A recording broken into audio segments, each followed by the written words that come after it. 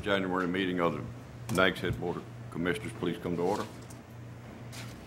Welcome each of you here this morning. It's nice to have you here and join us this morning. Let's begin our meeting with a moment of silent meditation.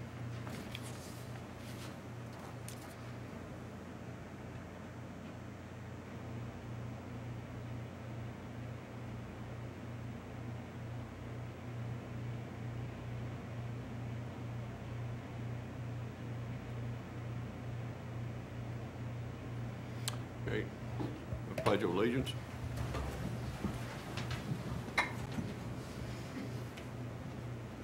Pledge of allegiance to the flag of the United States of America, to the republic for which it stands, one nation, under God, indivisible, with liberty and justice for all. Thank you.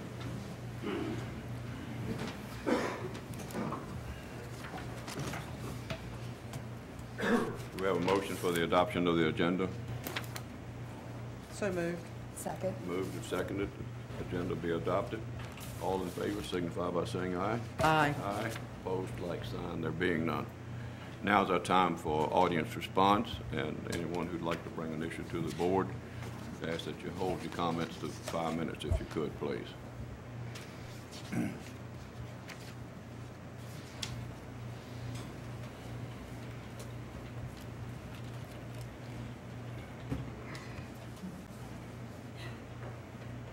Hi, Louis Toth. Yeah, I'm glad to be back here. I was in New York City for the last week. Experiencing the record cold and also the big snowstorm up there.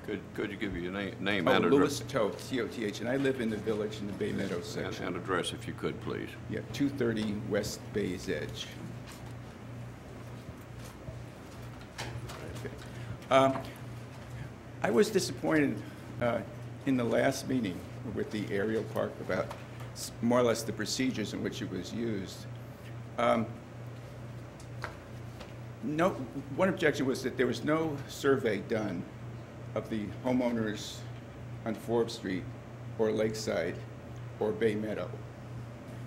There are 10 homes on Forbes, 30 on Lakeside, and another 30 in the Bay Meadow section.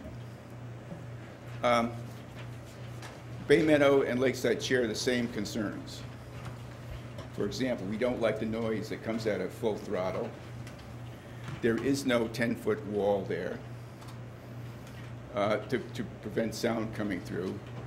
We objected to the lights, and I guess the people at Lakeside also objected very strongly to the Ferris wheel. Nobody from the town, I wish the commissioners and the mayor would instruct the employees of the town to do surveys of the people who are adjacent to these new projects. Do you like them? And secondly, is there something better that can be done? I spoke twice against it in the November meeting. And the reason is that I have experience in Manhattan in a building that had an aerial park. And I am proud to say that I spent about half a year with city officials, Lincoln Center, in my building, getting it out of my building and getting Lincoln Center in. You have, related to here, you have a beautiful piece of property, both on the events place and where this aerial park's going in. There are other options that you had, such as changing it to residential. And in doing so, you could have made a wonderful community there, which maybe would be okay with the people at Lakeside and in my area. The second thing which bothered me was there was no negotiations. And I'll give you an illustration from New York City, how tough the city is in negotiating, and then how hard Lincoln Center is to negotiate with. And I was on the bad end of those negotiations on it, because where I am is on top of an old theater, acting went on. So very tall ceilings where they would have the lights and stuff like that. the city said in order to build on top of that building, you have to make this a public space. This is fairly typical in New York City, a lot of public spaces.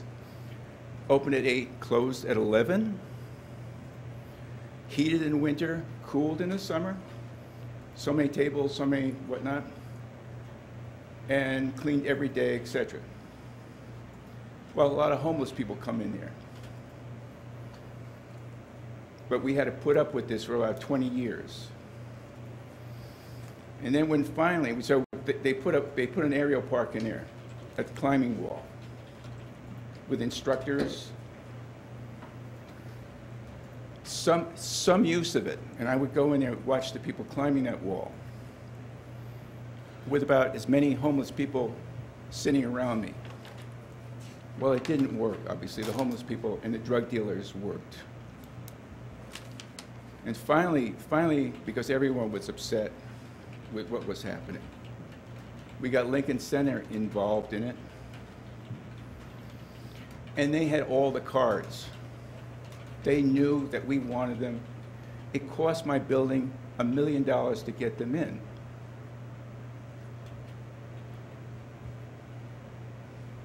Well, they're there, and it made a big difference. And that's why I don't understand why when you got this aerial park, you didn't say, and you want to have a boardwalk? You could say, okay, aerial park, you can go in there, but you build the boardwalk. And you pay for it, and you maintain it forever, even if a hurricane knocks it out. That's the situation which New York City put my building into. We cannot get rid of that public space. And that's tough negotiation. So I was disappointed in the fact that nobody here negotiated with the aerial park people, and also disappointed that nobody asked, you know, what do the people think about this? So let me stop there if you have any questions. But I mean, there's books written about these public spaces, by the way, in New York City. It's quite an education. And all of these, you know, boardwalk, you shouldn't have to pay a penny for it. The restaurants, Tangiers Mall, pay for it, build it, maintain it. Okay, thank you. Thank you very much for your comments. Does anybody else this morning would have any comments for the board?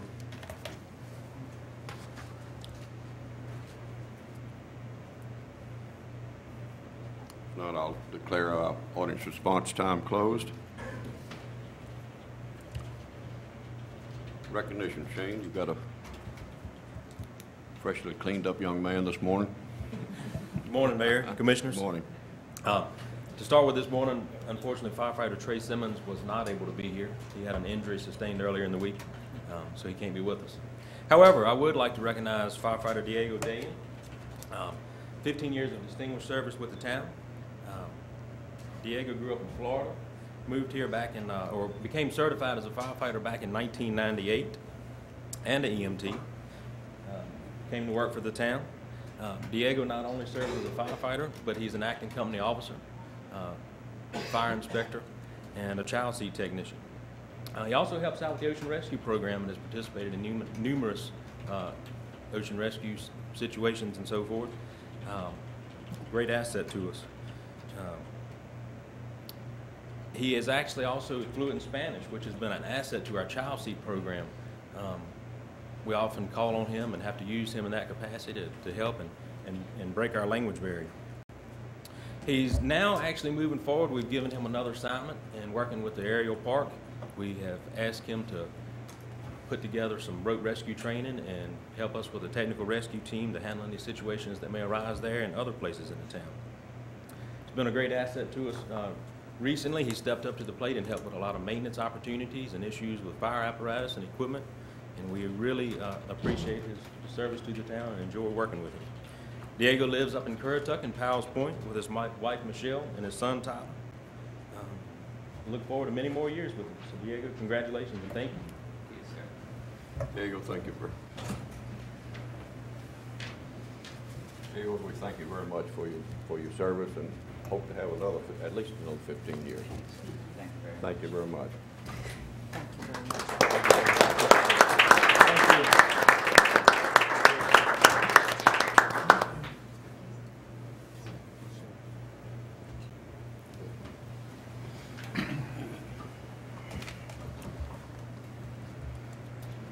Next item is the consent agenda. Do we have a motion on the consent agenda? I'd like to ask that I don't think I understand item 1, given that we're still talking about how we do that. So can we either explain it or pull it until we do? Let's remove that from the consent agenda. I've asked our town manager to do a little explanation on part of that. So let's break that out and put it under your agenda, if you would, please, as commissioner agenda. I think if we could just put it down with, I mean, I'll do that, but I think if we just put it down with item H, it works. Which thing are you? No? Yeah, that would. Financing. Right. Okay.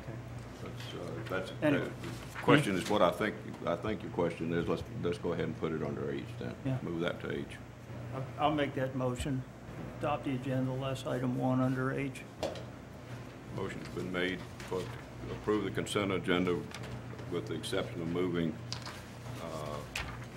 item 1 to agenda item H. Discuss those together. Second. Motion's been made and seconded. Into discussion. If not, all those in favor signify by saying aye. Aye. Aye. Those opposed, like sign. And there being none, thank you very much. Our first public hearing is to consider approval of a vested right conditional use site plan amendment submitted by Quabbel and Associates on behalf of the Ark International Church. John, I'll turn it over to you to handle it. Thank you, Mr. Mayor. At this time, we will begin the public hearing to consider the vested right conditional use site plan amendment application for the Ark International Church. On this matter, I'll remind the board that it sits as a quasi-judicial body in making this decision, and therefore the procedures must comply with certain requirements. The board's decision must be based on competent material and relevant evidence, and the decision must be based on and consistent with the requirements of the town ordinance. I'll also remind the board members that when a public body sits as a quasi-judicial panel to decide a conditional use permit or site plan amendment, it is imperative that no member be involved in deliberations who has a conflict whereby that person would potentially be something other than an impartial decision maker.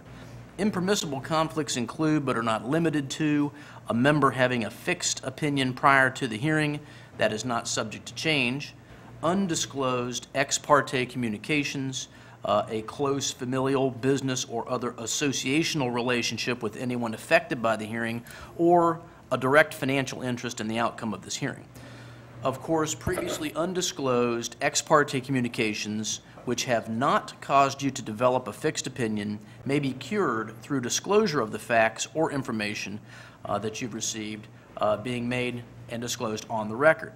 If any of the other situations are applicable to any of the members of the board, that member should be excused from participation in this hearing by a vote of the remainder of the Board of Commissioners.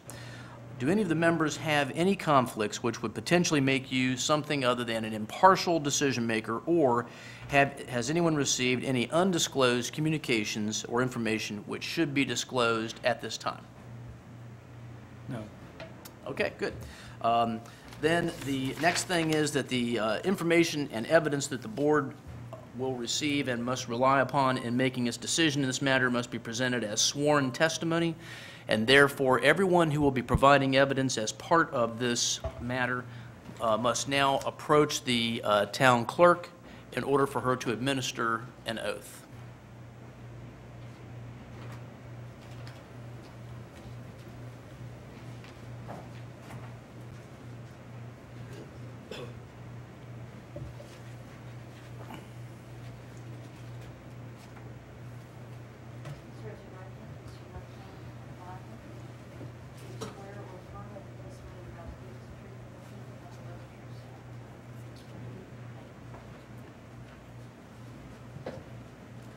Thank you, Madam Clerk. And at this time, we'll begin the evidentiary presentation and the hearing by receiving the staff's analysis presented by Zoning Administrator Kelly Wyatt. Thank you. Good morning, Mayor and Commissioners. The Before you this morning is Michael Strader with Pliable and Associates. He's made this vested right conditional use site plan amendment request on behalf of the ARC International Church. The ARC is located at 113 West Villa Dunes Drive. It's within the SPD 20 Special Plan Development District. The scope of work being proposed is construction of a 35,513 square foot church, the associated parking, drainage, water and septic improvements, multipurpose fields, pavilion, and playground.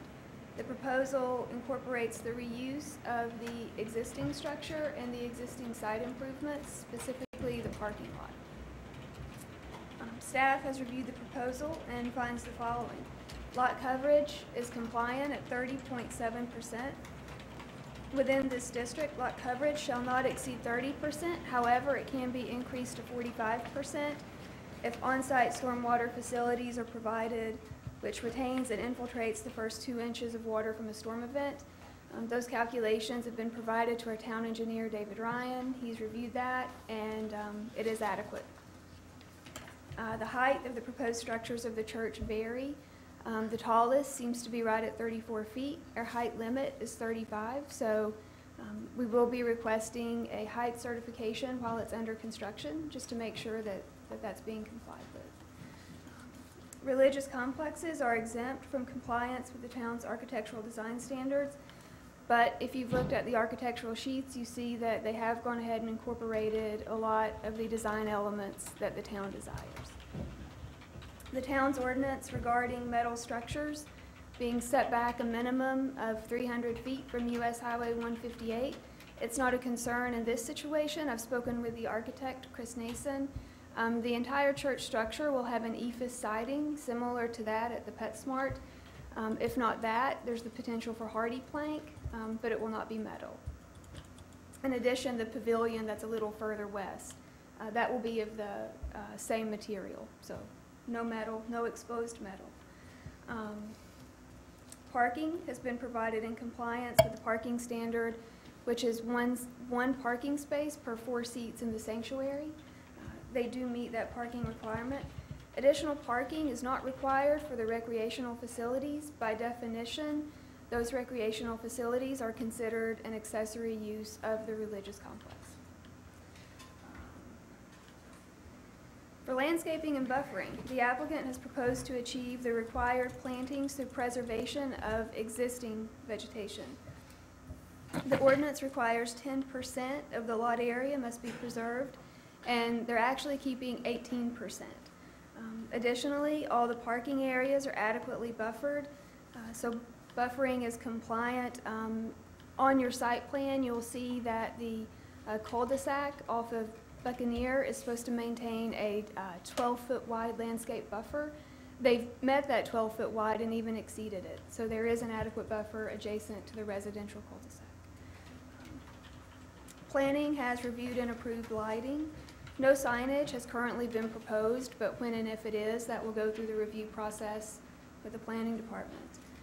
Dare County Health Department has reviewed and issued an improvement permit for the proposed use. That's in your packet. Stormwater and traffic circulation have been reviewed by the town engineer. All areas are compliant. The fire department has also reviewed and approved the proposed plans. As always, North Carolina fire prevention codes must be adhered to. Lastly, Public Works has reviewed and approved the site plan. In light of this review, planning staff would recommend approval of the vested right conditional use site plan amendment as it's been presented. At their previous meeting, the planning board additionally unanimously recommended approval of the site plan. If you have any questions, I'm happy to answer them. We have Dave Ryan in terms of stormwater, traffic circulation, Deputy Fire Chief Shane Height, should you have anything regarding fire. And as far as the application goes, Mike Strader from Pliable, Chris Nason, who done the architectural plans, and Pastor Lewis and his wife. All right, are there any questions for Ms. Wyatt? I had one question on the architectural drawing, and I'm not sure Kelly's the right one to answer it. The architectural drawings show a mezzanine area with offices and conference rooms, and there's no handicap access to that area. federal regulations used to require, I don't know whether it still does or not, require that any office area like that be handicap accessible. Has that been discussed? I'm confident that has been, just not with me. So I can let the architect or Michael Strader Okay. address that. All right, thank you.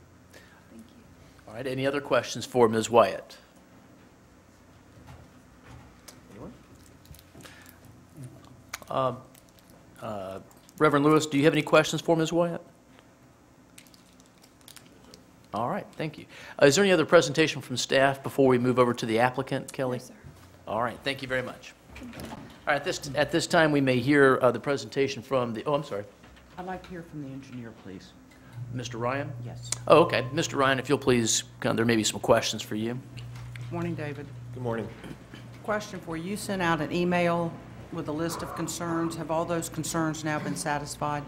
They have been satisfied. Okay, thank you. Could I follow on with that? Yes, sir. The last item in here says the only remaining piece of info is actually a stamped, sealed copy of something. Did you get that? That has been forwarded and received. Okay, thank you. Any other questions for Mr. Ryan while we have him? I have a question for Deputy Chief Height. All right, let's move on to Mr. Height then real quick. Deputy Chief Height?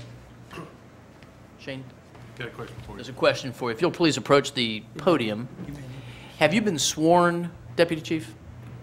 If you'll please take the oath from Ms. Morris.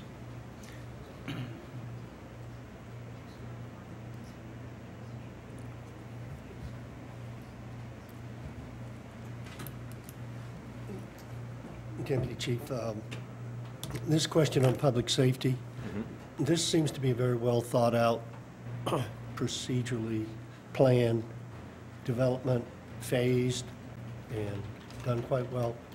Question on public safety for each step of the phasing. Is public safety adequately taken care of? Yes, sir. And in fact, we had, their initial thoughts and whatnot were with the beginning phase and the multi-use room, if you will, being possibly used for the sanctuary. They had no questions at all with the full fire protection and so forth being put forth in there, as well as the remainder as it's built. So they were very, well prepared to do that. And any questions or anything that we imposed or put to them, they were more than willing to comply.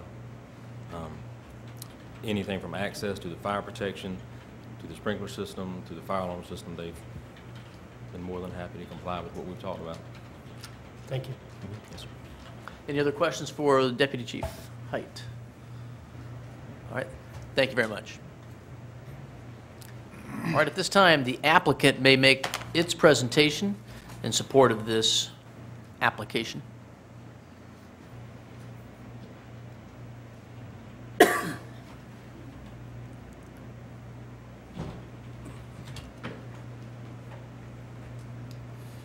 Good morning, Mayor and Commissioners.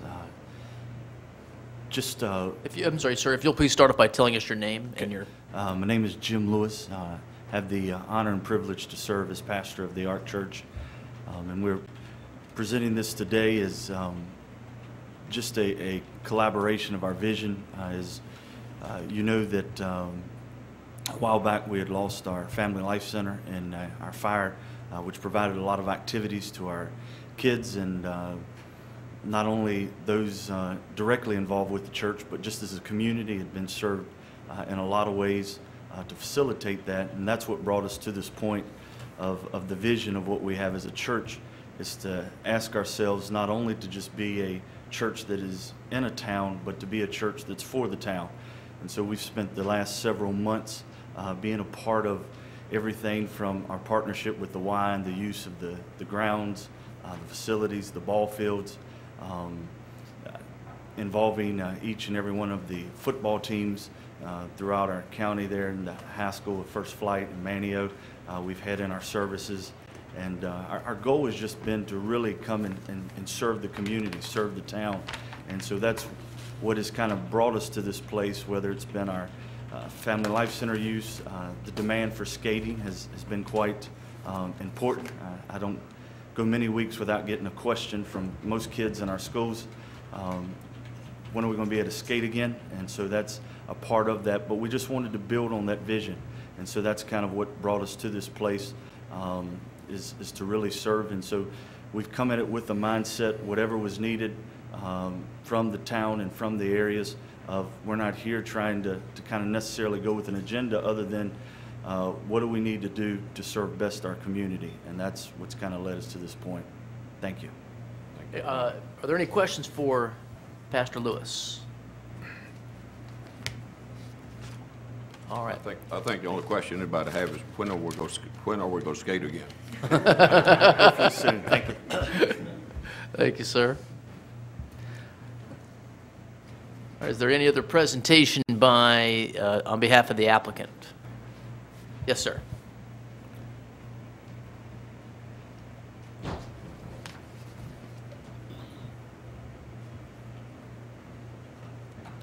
Good morning. My name is Christopher Nason with Beacon Architecture and Design. I don't have a formal presentation, but I wanted to address a question that was on the floor. If you would, please. Absolutely. We do have a platform lift relating to the stage so that a handicapped person can get up there. In the current building code, if a mezzanine is less than a certain size, an elevator may not be required. That being said, we have and we will continue to work with staff to make sure we meet all state, federal guidelines regarding the Americans with Disabilities Act, state codes. This is a rather complicated project, so I imagine it will continue to evolve up to the point that we issue for a building permit. So it is something we have thought of. All functions in that upstairs are duplicated downstairs, with the idea being that if somebody was in a wheelchair, they have full access to the facility at all times. All doors have ADA thresholds. And seating has a variety of different areas for handicapped people. So it is something that we will continue to look at, but I'm comfortable with where we are now regarding the ADA. Just the question originated from a prior life and having pushed a wheelchair for 3 months now.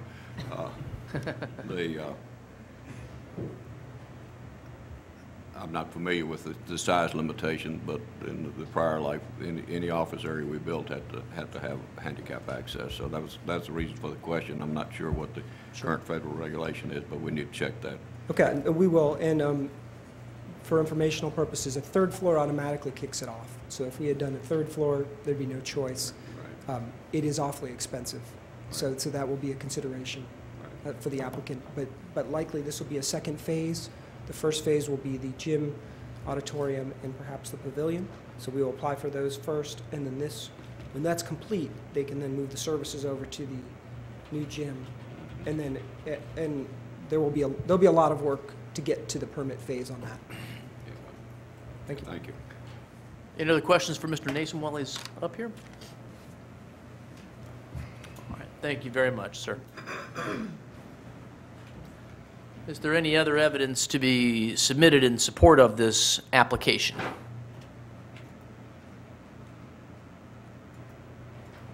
Does anyone else who's been sworn wish to comment on this matter? All right, does the board wish to receive any further evidence on this before it begins its deliberations? Questions for staff, anything from the applicant? Mr. Ratzenberg? Yes, sir. I have one.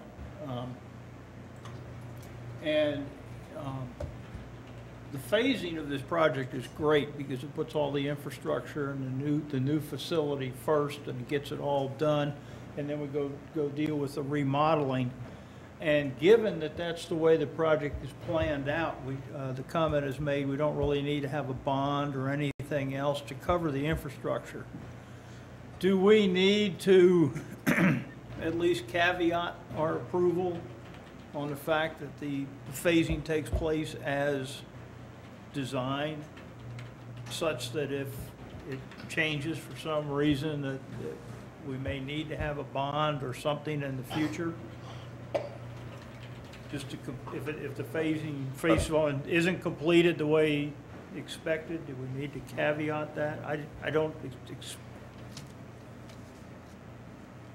I think we could make that as part of the motion that the site plan is approved contingent upon being phased as presented, and if not, then if all utilities are not installed in phase one, then we would have to have a bond to make sure they were installed later.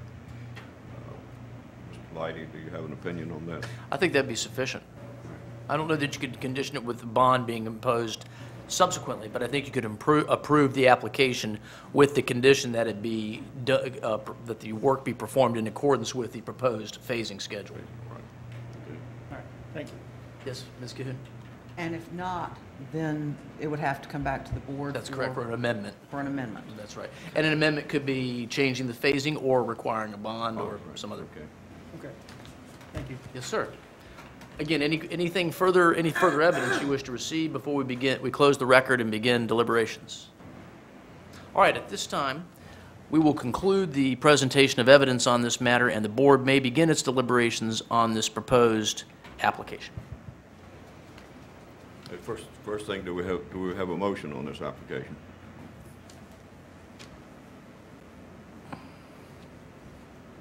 Motion to approve with the phasing occur as presented. And I'll second that motion. Now discussion. It does have to have the findings of fact. Yes, ma'am. It needs to have the three findings required for the approval. In fact, I think it may be in the packet. They're in here somewhere. With the appropriate findings. Yeah. The appropriate findings.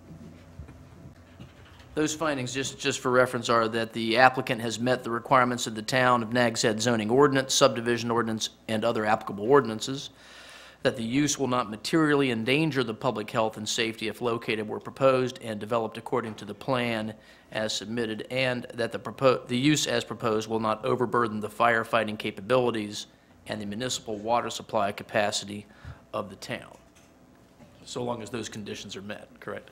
Correct. Okay, now discussion. Renee? And that the motion include that if anything changes as to the phasing, that it has to come back to this board as an amendment. Would you accept that? Yes, I think I stated Okay, that. thank you. Any other discussion? The only problem I have is with the handicap accessible area to that mezzanine, and I think we'll probably take care of that as building permits come forward, because that'll have to meet the current code as building permits come forward. But that, other than that, I see this as probably my 10 years of looking at these for the town. I think this is probably the best presentation of a plan that I've seen, and I think it's just an outstanding facility not just for the church, but for the community, and I commend the Ark Church for the work that they're doing here. I think the status of Ark Church was probably one of the top 10 questions I was asked while campaigning, so. Good. Tremendous town interest, and I thank you for what you've done with this plan here. Any other discussion? If not, all in favor of approving the motion to approve the site plan with the appropriate findings, and that the site plan, if its phasing is changed, it will be brought back for amendment.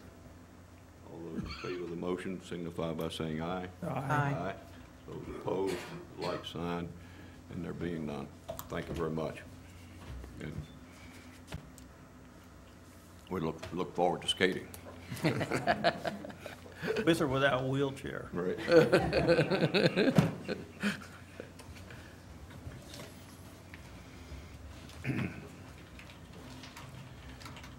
Next is a public hearing to consider preliminary assessment roll for Carolinian Circle special assessment. Leidy, would you handle it, please? Yes, Mr. Mayor. At this time, we will begin the public hearing to consider the preliminary assessment roll for the Carolinian Circle Special Assessment Project. I'll point out for the board that this is a matter that is required by the Special Assessments Statute. The board and the town staff have followed all the preliminary steps leading up to this point, and at this time, it's up to the board to determine whether or not to approve or amend or modify the proposed assessment roll. You have been provided with information regarding this. I know that in the packet there is information showing the total costs of the project and the proposed assessments for each individual lot owner, and there is also a proposed resolution that would take care of this. I don't know if there's any further presentation from staff on this matter, but Mr. Ogburn may have some other comments or other information. No, I don't want to say anything to confuse the matter at this point. All right. The proposed resolution, that can be brought up.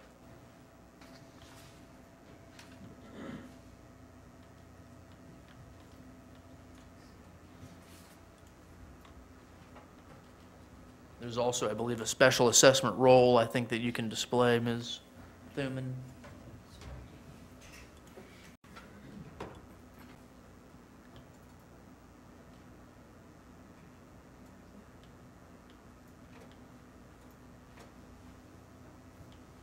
You'll see that this proposed assessment role identifies the property owners, it identifies the particular property on which the assessment will be imposed, demonstrates the basis for the assessment and the amount to be assessed to each owner based on the shared project costs. So by adopting the resolution that's been presented to the board, you will be approving this proposed assessment role.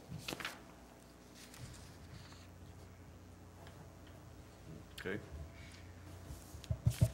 Should also point out that this assessment role has is something that the clerk has had available for review and inspection. Public notice was given of this hearing, as well as a notice was sent to each of the affected property owners that they could come and review the proposed assessment role. And so this is the opportunity that anyone has to come in and challenge or dispute the proposed assessment. So at this time, is there any member of the public who wishes to comment on the proposed assessment role? If not, this will conclude the public hearing on this matter, and the board may now begin its deliberations on the proposed assessment role and the proposed resolution. Okay. Okay, do we have a motion? Mayor, make a motion that we approve the assessment role and the resolution concerning assessment role and levying assets for Carolinian Circle Street improvements. Second. Is a second to that motion? Second. Any discussion? If not, all those in favor signify by saying aye. Aye. Opposed, like sign.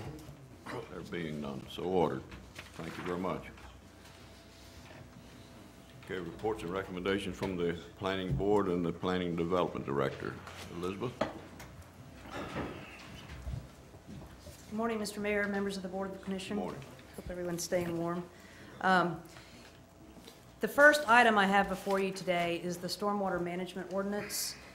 This ordinance was made as a recommendation by our Planning Board at their August meeting earlier this year. It was presented to you in September, at your September meeting, and a public hearing was held. There was a lot of discussion about what best management practices were and some of the types of tools and techniques that were being promoted in the ordinance.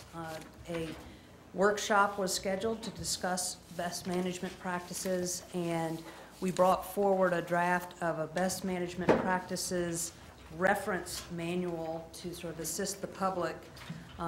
Both those citizens who are just interested in helping with stormwater management on their site, and as a way for citizens to comply with some of the new residential requirements of the ordinance in a low-cost way through techniques that are known as low-impact development techniques, essentially using landscaping as sort of the primary way to capture rainfall where it lands, or as close to where it lands as possible, and to spread out opportunities for infiltration into the ground.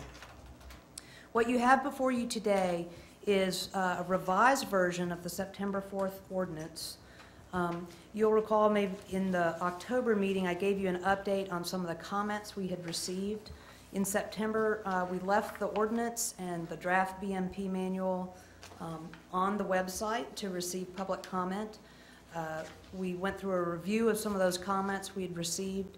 We'd also had some discussion with individual people of concern who'd come in and made contact with either myself or Mr. David Ryan.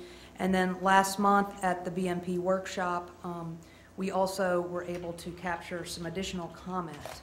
This draft represents what staff felt like we could incorporate out of those comments. We appreciated a lot of the time and effort that many people put into providing us comments. And I've provided for you a line item list, section by section of the ordinance, of what's been changed since September 4th. What you'll see is that the fundamental sort of recommendation from the planning board has not changed. And I wanted to just reiterate what those recommendations were. The recommendations were essentially that the commercial standard was working very well and we didn't want to change it. However, whenever there was an opportunity for improved stormwater management as part of redevelopment in commercial sites, we wanted to create opportunities for people to do that. However, the structure and the system for commercial projects has not changed.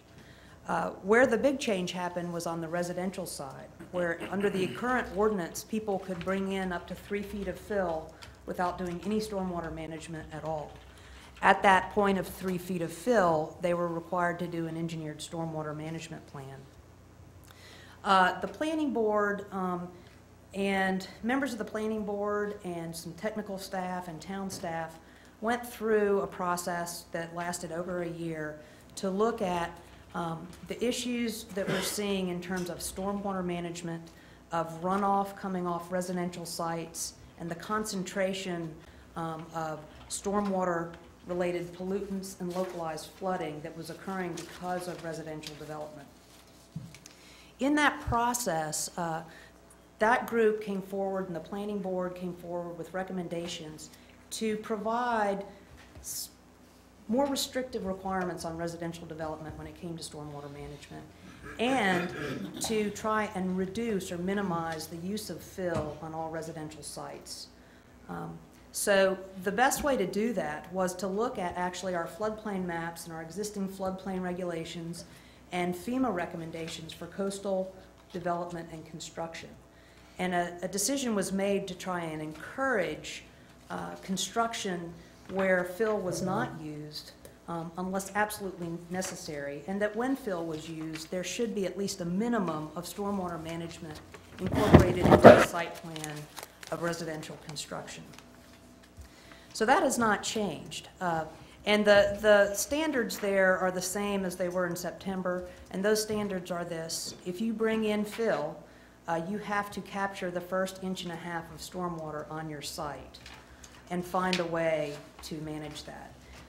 The committee that worked with technical staff, and I'm very grateful Andy Deal is here and David Ryan is here, ran through scenarios to look at real-time current projects and how stormwater management could be incorporated on sites.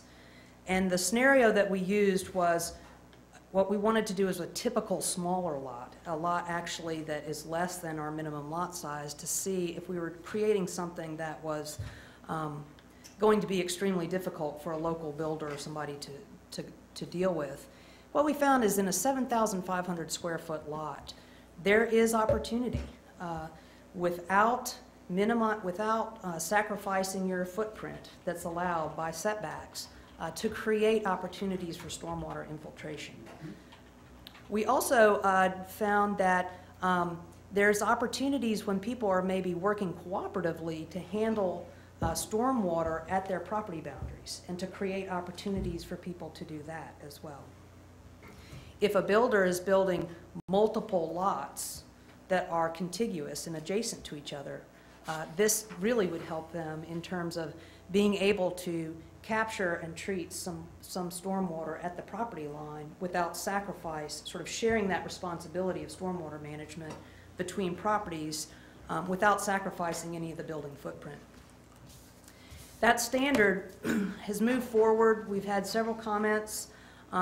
There was also a lot of concern about, lots where the building permit wasn't quite ready and people were clearing lots and bringing in fill but not doing any types of sedimentation erosion control measures because they were below the threshold under our sedimentation erosion control ordinance. So what we've done is try to refine the existing ordinance that you saw in September, make sure that we addressed any confusion. Our point was to be as clear as possible with what those standards are and to address any types of terminology discrepancies or confusion that had come up throughout the public comment process so that everyone understood exactly what we were using. And also that we were using terms that have been defined by state statute and have been defined in our state best management practices manual that's been available to communities for a long time and the technical community, and to actually create opportunities for the state of the art of practice. When we look at engineers, landscape architects, designers, architects, everybody is in a constant evolution of improvement. And so we wanted to create an opportunity, particularly when it came to permeable concrete and permeable pavers, that we weren't excluding new technologies that might come on the market. Starting from the top here, I'll just mention some general language changes that we found and addressed throughout the ordinance since September 4th. Operations and maintenance plans were changed to agreements. We use the term agreement rather than plan or maintenance and operation sort of requirements, because what we wanted to do is to make sure people understood going into it that there is a requirement there, there's an expectation that we're going to ask you to sign that you will maintain that. Should be noted that we've taken out, based on the feedback that we got, the requirement for like an annual report or something to be filed with the town on maintenance and operations. The term as-built or as-built survey was replaced with construction record. And we've also changed language related to grading and fill activities. And this was an important one for many people, that initially I think the ordinance had said you couldn't negatively impact adjacent properties, and people felt like that was too broad. But really the intent was you couldn't purposefully grade a site to direct property onto another private property. And we have seen that done, where people sort of graded the land so there would be a sheet flow to their neighbor. So we wanted an opportunity to address that at just the land clearing stage. We actually, under purpose and need, thanks to Mr. Ratzenberger, we removed sort of a redundant goal system, this goal statement about being consistent with the land use plan. Obviously, all the ordinances that we adopt here have to meet that litmus test of consistency with our land use plan. And he brought forward, and I agree, that in the purpose and goal statement, we should go ahead and state that what we're trying to do is promote coastal construction along the lines of what FEMA recommends, which is minimizing your use of fill and trying to encourage construction on pilings that would allow water to flow through during flood events. We've addressed some definition issues that people brought forward. We've looked at the annual submission of maintenance reports. And then finally, under general standards of commercial, we reworded the title just to make sure that multifamily was included. Our attorney was concerned that maybe by default, people wouldn't recognize that multifamily was a commercial standard. Continuing, my next one there is we looked at general standards for residential to try and address those things that may be causing any confusion to the general public. And I want to spend a little bit of time here looking at some of those standards.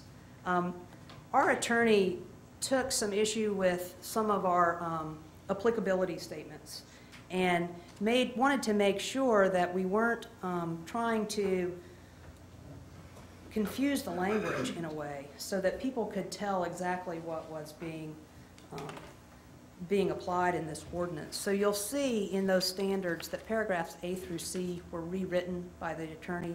I think it makes it much more clear. We also responded to that concern that the infiltration rate language may be placed an engineering type of determination on non-engineers. So we've removed that, and we added the deferral to the health department because what our feeling is if the health department has already issued a statement on a piece of property that says this land has enough infiltration rate to handle a septic system, we believe that it can also handle, it will be that sandy soil that will handle stormwater management practices on site. And then we went ahead and added in a clarification on bulkheads. The group did a lot with oceanfront V zones, and what does it mean when you bring fill or you bring structures into the V zone and what's allowed under our FEMA rules. We wanted the stormwater regulations to be in alignment with those FEMA rules and recommendations. And so this is really a restatement of what's also in our floodplain ordinance, that there aren't any bulkheads allowed in the oceanfront V zone. This is not true, by the way, with the south side V zone, where actually bulkheads are a fairly critical tool for builders to use. We wanted to also address, again, that engineering versus non-engineering issue on who can prepare a stormwater plan. Mr. David Ryan actually went to the State Board of Engineers and wanted to confirm for them the use of sort of non-engineers being able to do low-impact development for these smaller scale projects. This is, he got that confirmation, but the stormwater management best practices manual, if you would, the LID manual that I'll talk about in a minute, would have to have specific criteria and some specific direction to give non-engineers. So that's another function of that manual, is to allow us to provide information to maybe not people that are less technical, some of the critical information that they need. We've adjusted wording and struck out the recordation and annual maintenance requirements again. Again, our attorney was looking at recordation and when it occurs. One of the desires was that if someone were to create a shared swale along the property boundary or to create a stormwater management sort of area that was shared by multiple properties, that it was important that we had a mechanism to record that in the deed so that that use would continue even if the property were sold. Let's see. We wanted to also look at state and local guidance manuals. There was a concern here that we don't, by default, sort of delegate technical review authority to a manual. And we certainly don't feel like we're doing that. And again, that's something we've checked with the state. So some of the wording there has changed. Just to be clear, that the state best management practices manual for stormwater and our local guide to low impact development and stormwater solutions are reference documents that we'll make available to anybody. They don't replace, and we don't expect them to replace someone coming in and working with staff to create a solution for any specific site. It is, in fact, just a reference manual. Finally, these last few, the language carried over from the current ordinance related to vested rights was something that was in the existing ordinance, and our attorney felt like this was unnecessary and may, in fact, just confuse things. We looked at the variances section of the ordinance. If you may remember, between September and now, because of state statutory changes, we actually had to go in and change our rules concerning boards of adjustment and how we handled variances. So we've updated that section of this stormwater ordinance to reflect those changes. You can also see this issue about porous concrete east of NC 12. While some porous surfaces, such as turf stone, have a record of great success near our dune line and on the ocean front, some of the newer types of materials, particularly porous concrete that has very small pores, those will get easily clogged with moving sand, and the maintenance to really have those functioning properly is very high. Actually, as this whole process was going on, we've had one case in particular where we're coming up against someone wanting to use alternative surfaces, and we're recognizing that they're not appropriate to every application. At the recommendation of sort of our zoning and engineering staff, while we do want to be open to new types of materials and porous surfaces, we also want to recognize those areas where not everything will work. So that's where that comes from.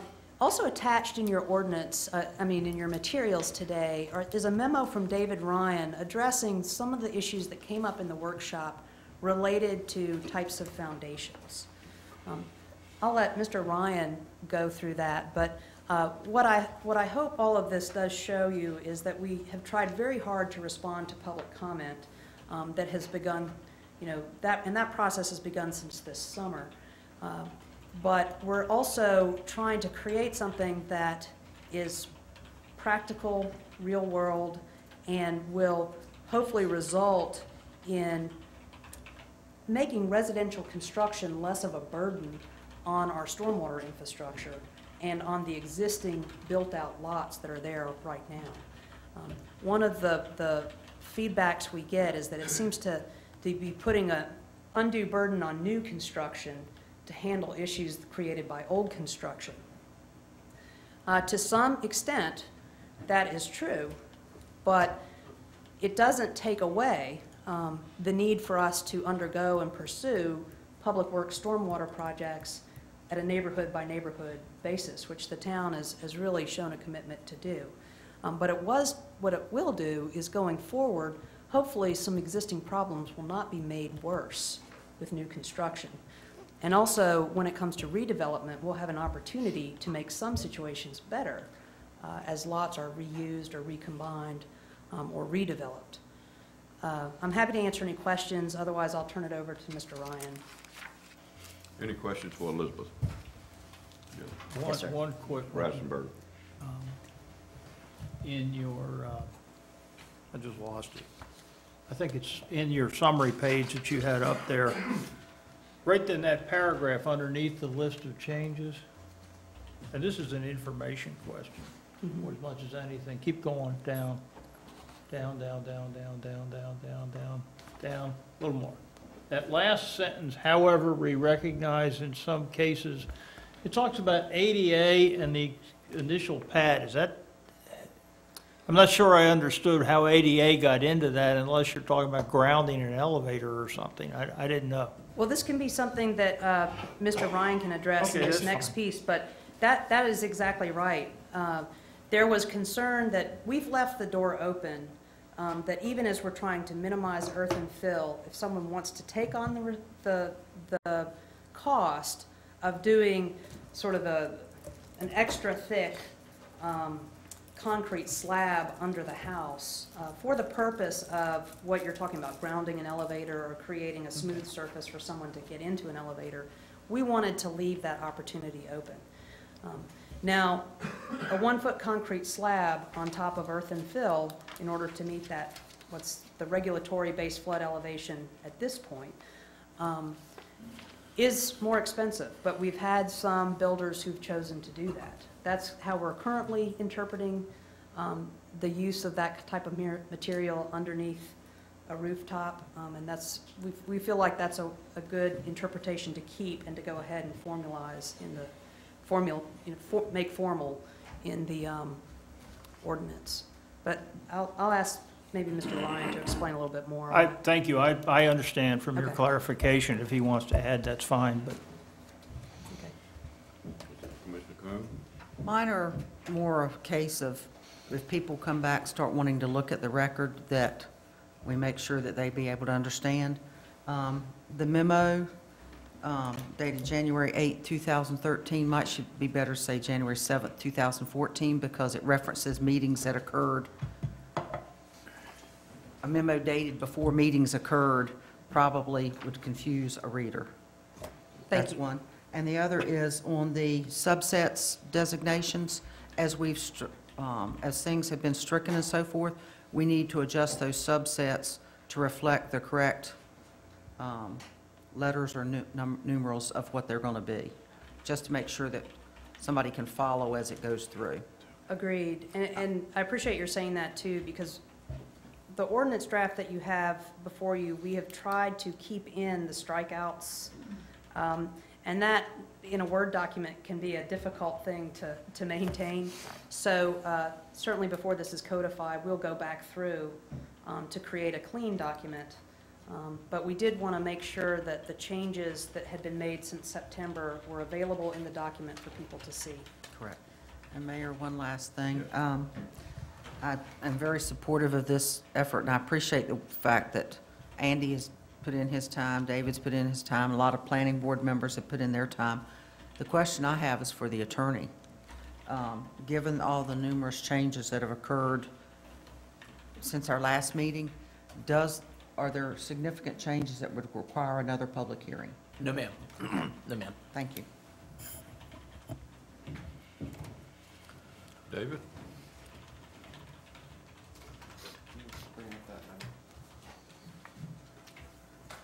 Good morning again. During the workshops, there were several questions that were raised about different types of building construction types. And what is developed here is an analysis to address those questions that arose during the September workshop and also the December workshop. The first exhibit, which is Exhibit A up here, shows a stem wall construction with a slab on infill material. This came up at the December workshop as to whether that infill material would be considered fill upon this new ordinance being adopted. The quick answer to that is yes. The definition of fill, which is currently written in Section 48-7 and now included in Section 34-2, indicates that the deposition of earth and materials by artificial means. So we have not changed that definition. So based upon this scenario, with the current ordinance and with the proposed ordinance, this would be considered fill. The difference between the two is currently there would be no on-site stormwater management that would be required for this. With the adoption of this new ordinance, on-site stormwater management would be required in this scenario. Scenario number 2, which is shown as Exhibit B, shows a structural fill pad with earth and material placed up to base flood elevation, and then a concrete slab taken up to BFE +1. The way that the ordinance is currently defined under Chapter 34-2, it states that fill shall not be permitted to exceed base flood elevation and in areas where there is no base flood. So as Ms. Teague had pointed out, contractors have worked within that current definition to be able to fill with the earth and material and then to meet the BFE +1 requirement by going ahead and providing a thickened slab up to 12 inches thick in order to meet their own needs for that specific application. If we go back to the goals that Ms. Teague had mentioned before, one of the things that we were trying to do with this ordinance is limit the amount of fill for applications. The other part is to go ahead and promote or encourage other types of building construction types. Typically what we've seen is residential applications being filled, but those are not the only construction types that are available to builders. There's standard pile foundations, there's short piles, there's concrete block walls with flood vents that are available to builders over and above what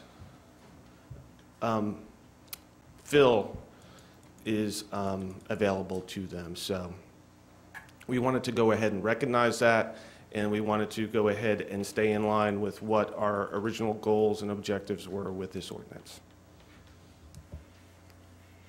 So I'll be glad to answer any questions that you have pertaining to this. Have any questions for David? David, I wish we hadn't started that 1 foot of concrete fill, because that's definitely in violation of the intent of the law. But since we've started and that it has been used as in ADA situations and other thing, I'm reluctantly going to go along with it.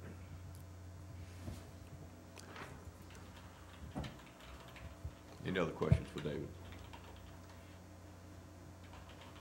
Thank you. All right, thank you. Elizabeth, anything else from staff? No, sir, but I did want to reiterate a word of thanks. I've appreciated the Association of Home Builders hosting me on 2 occasions. I've appreciated a long meeting I had with former town engineer Ralph Calfee, the work of the planning board and that subcommittee, and also the members of the public who've come to these various hearings and workshops and provided their input to this ordinance. It's been a great process for me to really hear from different members of the community. I've gotten to know a few people and that I didn't get to know prior to that, and I did want to just say thank you. There will probably be some comments about the change in status to the building code, or the proposed change in status to the building code on the BFE and BFE +1, and we can come back and answer some of those questions. You may be aware that Dare County right now is working to change some of the language in their ordinance to specifically say BFE +1, because I think we may see our state reverse its position about the regulatory flood level. Any other questions? Okay. What's the pleasure of the board?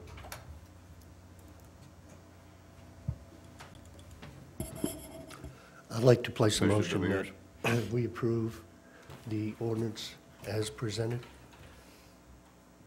I think it's time that we get this ordinance on the books. Though it not be perfect, it's a step in the right direction. We know there are changes coming up in state law, but my motion is we approve this and get it on our books. Is there a second to that motion? Second. Motion's been made and seconded. All right, any discussion? Commissioner Coon? Does the motion include the adoption of the BMP manual? Yes, it does. Okay, thank you. Thank you. Any further discussion? I'd like Mr. Ratzenberger? I'd like to take some time if I could. First off, let me thank Ms. Teague, Mr. Ryan, and Mr. Deal for having spent an inordinate amount of time educating me on some things, some very good discussions. And I want to make some statements here about this ordinance and the BMP, because I think it's important that the community listen to them. I'm not sure that the intent of this thing has always been clear from day one, or maybe it's just been misunderstood, which could also be reflected in how I've received it or approached it. Initially, it sounded like this was mostly addressing vacant lots and development, or quote redevelopment. And I think, and you would say to yourself, well, who cares? We're mostly built out. What's the impact of the remaining problems? It can't be that much. And that's one view, but if you think about it, most of the lots that are not built yet are also the worst lots in town for building. And therefore, if we just go in and continue to build the way we are building,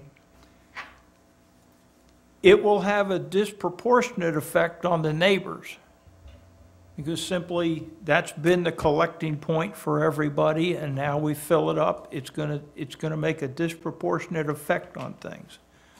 And in terms of redevelopment, I think we all know in this town, at least I haven't seen it, and I'd be glad to, is the time when a rental mansion is redeveloped down to a single-family cottage. I don't think that happens here. So redevelopment is not the saving grace for anything.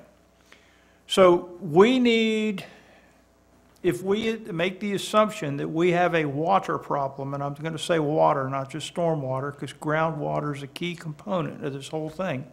If we make the assumption we have that problem, it's time to get a handle on it when we're dealing with some lots that are the worst effect.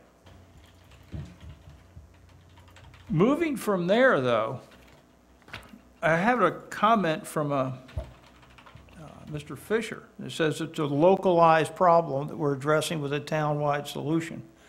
It's not a local problem. It's a town-wide problem because it already exists. And I want to be sure that everybody, including this board, has read and understands that section 34-1, purpose of the chapter, item 2, says that we're here to mitigate current stormwater problems. It doesn't say future, and it says and prevent future, but it says we're here to mitigate current stormwater problems.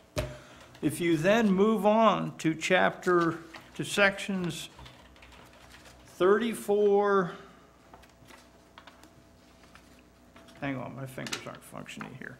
Okay, 34-11, 12, and 13 in this ordinance are basically dealing with current water problems.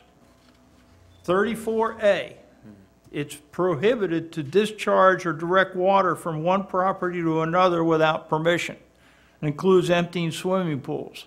So the person that has complained to me before about this has 34A1 right there. Go take action.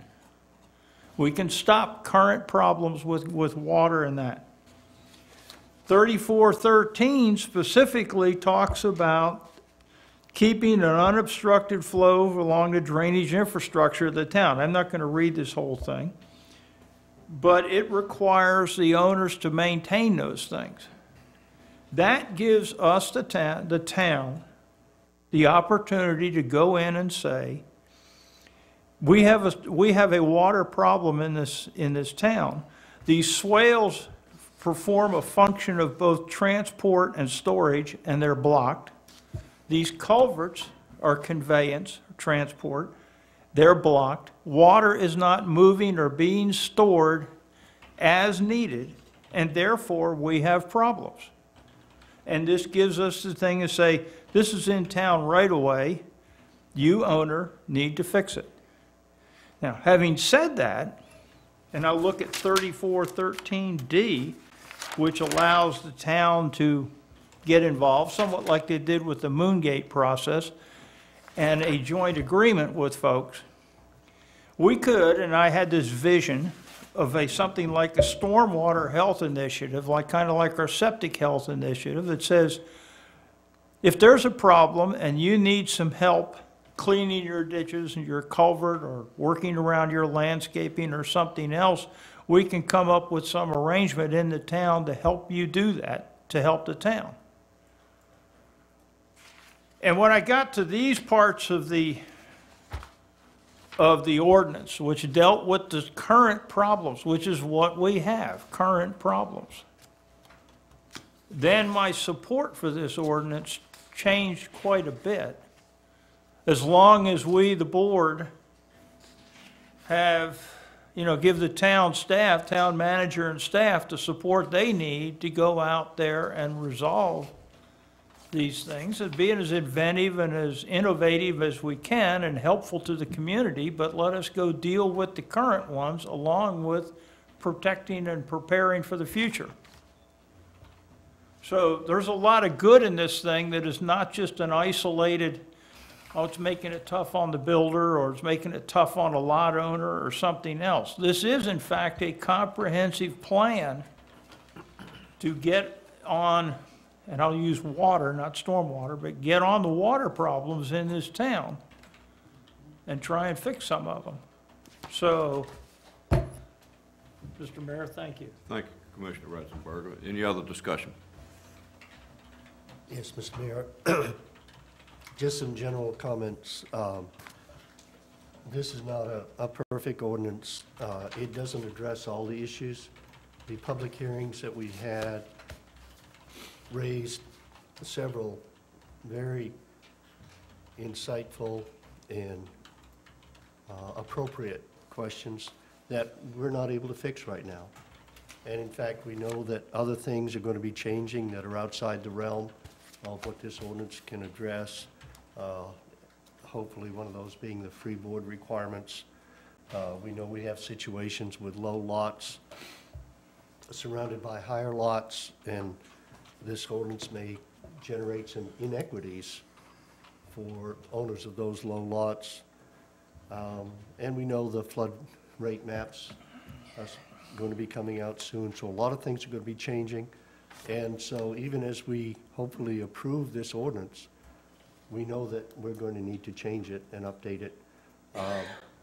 So should we put a sunset rule on it or something like that? No, I don't think so. I think that we should look at this as a step in the right direction, acknowledge that it doesn't address everything, it's not totally perfect.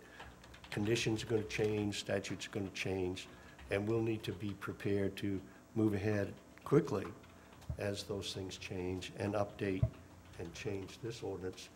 And in accordance with the comments of Commissioner Ratzenberger, this does a lot of things for the town.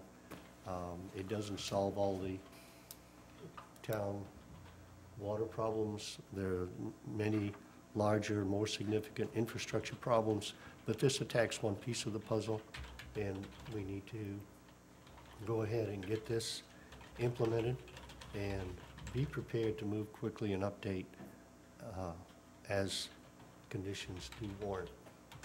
Thank you. Well, I too would like to Commissioner reiterate. Walters. I too would like to reiterate my thanks to Planning Director Teague and Mr. Deal and Mr. Ryan and Mr. Demers and all of those that worked so hard on this, and also for all of the public comment that has occurred over the last year or so. I agree with comments made by Mr. Ratzenberger and Mr. Demers. It may not be a perfect document, but this is planning. This is planning for today and for the future, and I do believe that is our responsibility. It will change over time. That is true of most of the ordinances we have. I mean, as events change and times change, then you have to adapt, and at that point we amend our ordinances. I would also like to reiterate that should we have a large rain event like we had a couple of years ago, this is not going to solve that kind of thing. You know, that's something that happens rarely, or has in the past. The last rain event I recall like that was like 30 years ago. So hopefully that's not something that's going to occur frequently, but I want everybody to know this is not going to resolve all of those issues. But I do believe it's a step in the right direction, and I support this ordinance and the BMP manual that goes along with it, which I think is a very useful tool. Thank you. Mayor, Yes. can I? Yes. I'm happy with the ordinance, so let's leave that alone. The BMP is the implementation document. So, and I think it may only be a day or two or three work, but this is not, to me, ready for prime time. And it's very close. And let me make a couple of comments. And unfortunately, it's not page numbered, but we've got a place in here that says insert additional fact sheets. So if somebody were to take this and tomorrow want to walk in and start doing it, it's not there. My bigger concern with this manual, and this has been well reorganized since the beginning. It's very readable. I've spent a couple pleasant evenings in here, you know, et cetera. Anyway, starting in section 4, using LID to comply with town requirements.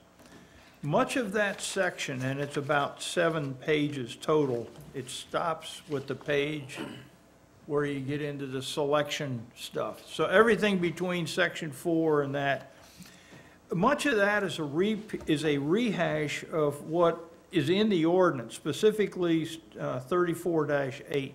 A, B, and C. But it's not exactly the same. And I really recommend that the BMP should not be regulatory, and I don't want to conflict it with employ some of Mr. Leidy's buddies in here one day in the variance committee. And maybe we just need to get the duplicated text out and point back at the ordinance. And I look at who can develop a stormwater plan on the first page. Well, that really is 34.8A 1 and 2, but it's not exactly the same. And somebody would get in and argue the difference in section A1 between anyone and the phraseology in the ordinance. Same with back in applicability, really. Much of that section is 34.8B and C, restated, but it's restated differently. Some of the words are changed, the numbers are different. It's just an inconsistency that nobody needs, and I think it could be just refer to the ordinance. And a good example is at the very end, in the build-upon area and the construction area kind of do the same thing, and the last one, operations maintenance agreement. Now, that's a nice paragraph. It gives you a nice little verbal statement of what the OMA is for. If it just simply and if it doesn't repeat what's in 34-9, so if it just referred back to it, then it gives you a nice friendly clarifying statement and then points you back at the real reg. And I'd like to see the missing pages added and some kind of fix-up to get this away from looking like the reg or something, so there's no inconsistency. And other than that, this is cool. So I don't know how we handle that, since this is the implementing document of the regulation. I was wondering, to take care of 99% of your comments, I think if you made an amendment to the motion that the BMP manual be revised, so those sections that duplicate the ordinance only refer back to the ordinance rather than duplicate the ordinance. I'd like to comment, please, before we make a motion in that regard. I think it's been the concept that the BMP manual would always have missing pages. There's always more that can be added. It was intended to be a living document that would assist people in understanding and implementing the ordinance. Maybe it's just my interpretation, but I don't see it as the implementation document. I see it as a handbook or an assistance document for those people who need to comply with the ordinance. The ordinance sets the rules. The BMP manual helps you live within the rules. And I would like to think that as we progress from development project to development project to redevelopment projects, and we learn lessons, we find out new things, that our engineer, who's been right on top of all these things, is collecting these, adding fact sheets, expanding this document so that it continues to get better and better all the time. What I implied in terms of approving this BMP manual is not improving it as a final document that will never be changed. It'd be approving it as a starting point, as the reference for implementing the ordinance or complying with the ordinance, and acknowledging that it would be amended and improved continuously as we go along, and that kind of keeps in track with one of the underlying concepts of the development of the ordinance. Was we delegated a lot of authority and confidence in the town engineer to keep things straight and make things right and always be improving things. And that's the way I would hope that this manual would be viewed.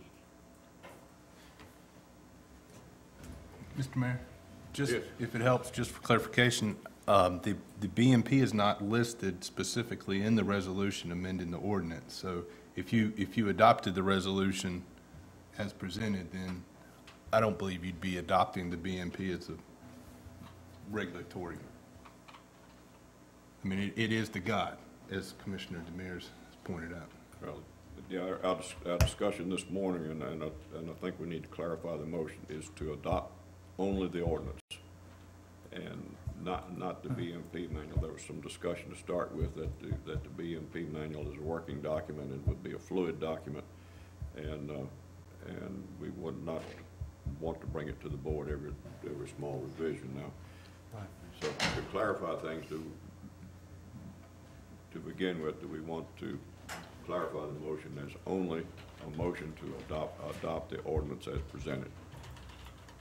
Well, I would be comfortable with that, but I actually felt that it would be good to adopt, not as a regulatory document, but to show the Board of Commissioners adoption of the manual as an appropriate document and a reference document.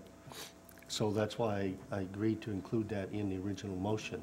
If that complicates the understanding of the issue, I could go the other way and we could just adopt the ordinance. I would. I think for clarification, we probably need to handle the two separately. I'm more along the line with Commissioner Demers.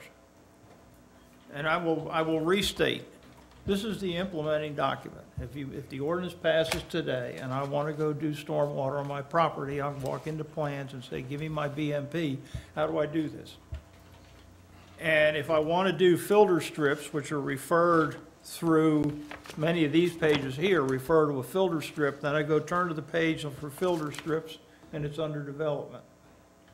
And I understand living document and stuff will change. It's kind of like bacon is healthy every other week. Well, stormwater practices will change with time as to what you can or can't do. Understand living document and know this document should not come back before us every time it changes. That's one reason I wanted to get any semblance of the regulatory pieces out of here. That way there's no possible conflict between the ordinance and the reg, which allows somebody to come in here and argue. I don't want to generate business for the Board of Adjustments or anything because of what's supposed to be a helpful document. So I don't care if the solution is to take out the unfinished page, then I'm happy because I don't know what's missing. I just don't care. I'm just saying we shouldn't bless initially a manual with a bunch of, blank pages.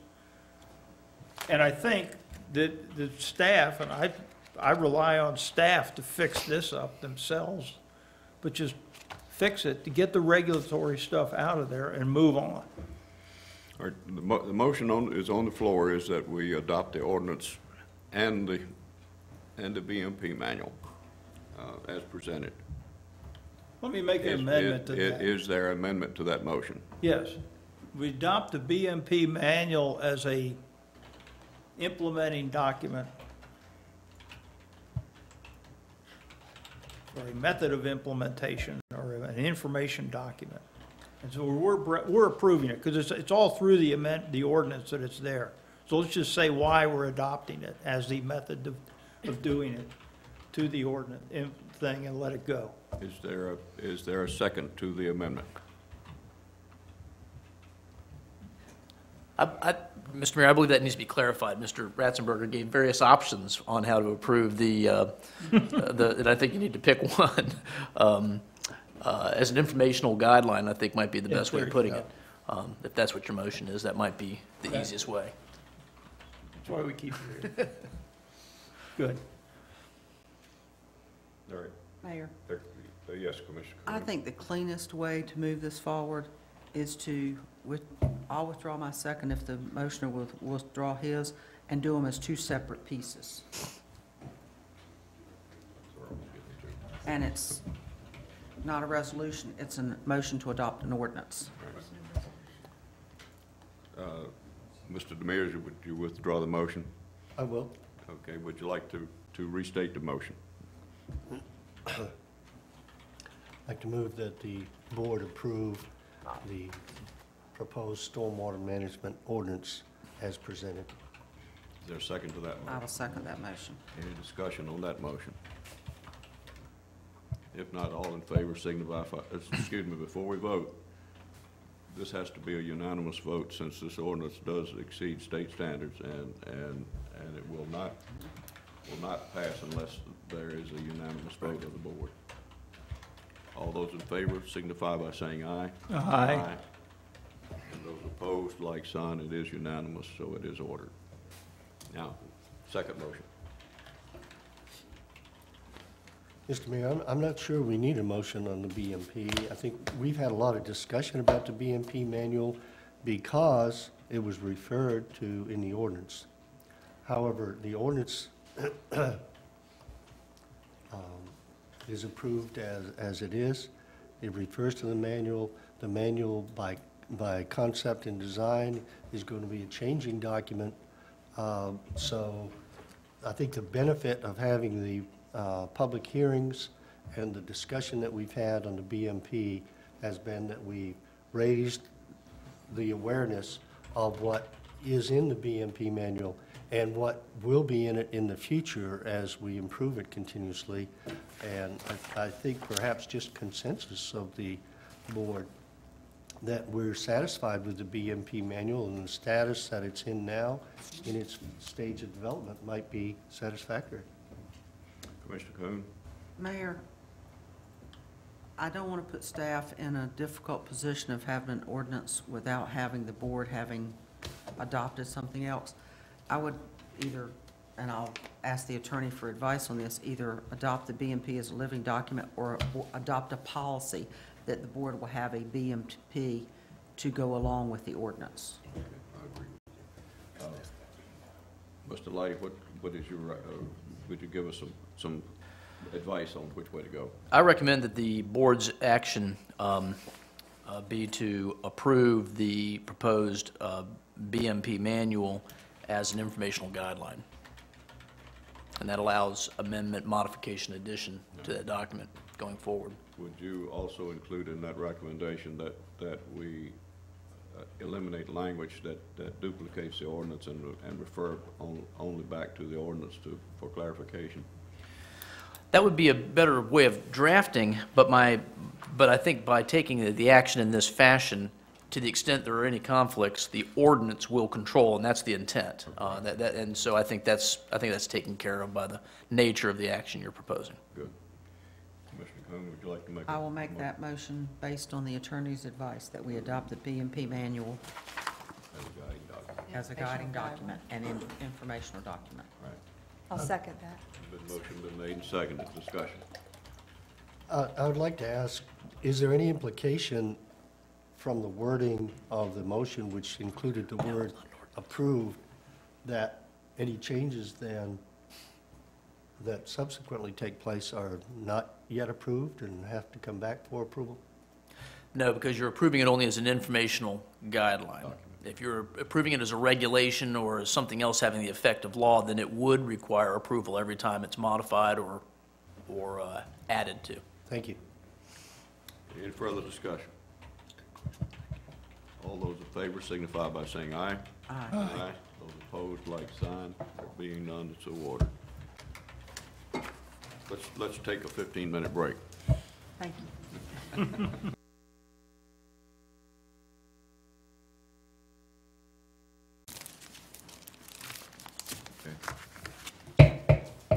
Board's back in session.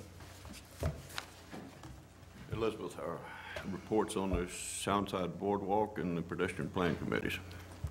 Thank you, Mr. Mayor. Back in August, we gave you a brief update in your packet concerning some planning initiatives, and I'm back before you today to give you some report on where we're at on two very important planning initiatives that we're pursuing. The first I want to talk about is this boardwalk plan, and it came up with the aerial park discussion, as people are aware. A comment on that aerial park discussion in light of our earlier public input this morning. The adjacent properties to the aerial park are the Tourism Board's event site on the south, and to the north, it's Pamela Kojak's restaurant. And we were actually able to get out there on site and do a meeting with both of those property representatives to look at boardwalk alignments. And that's been typical, I think, of the planning process that we have before us.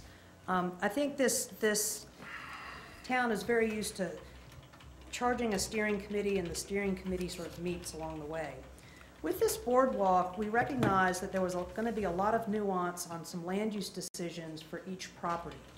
So going back a year, the town staff began a relationship working with the Coastal Land Trust to try and make contact with individual property owners.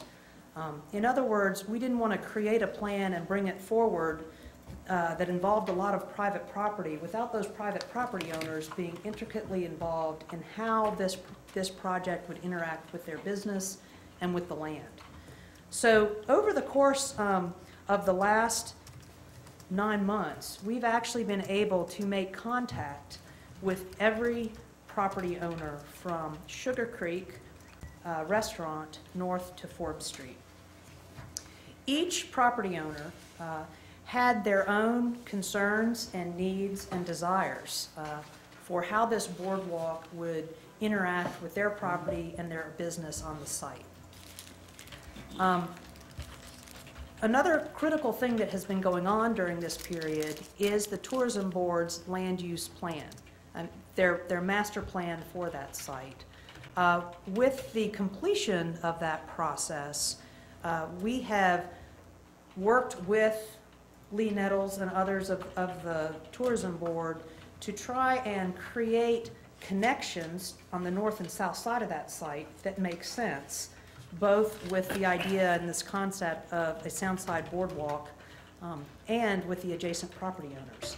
So while it's not necessarily something that's been handled at a committee level or into the public, please be aware that there has been great effort made to meet with each individual property owner to look at technical issues concerning that site, environmental issues, and the business needs of that site. Where we're at now is from Forbes Street to the Windmill Point site, the Tourism Board event site at Windmill Point. We have general agreement from those property owners on the alignment of a boardwalk potentially, of a potential boardwalk. We also have agreement with 3 properties south of the Windmill Point site. We are still working with some key property owners, Tanger being one, Sugar Creek Condos being another, to come up with a plan that works well for them.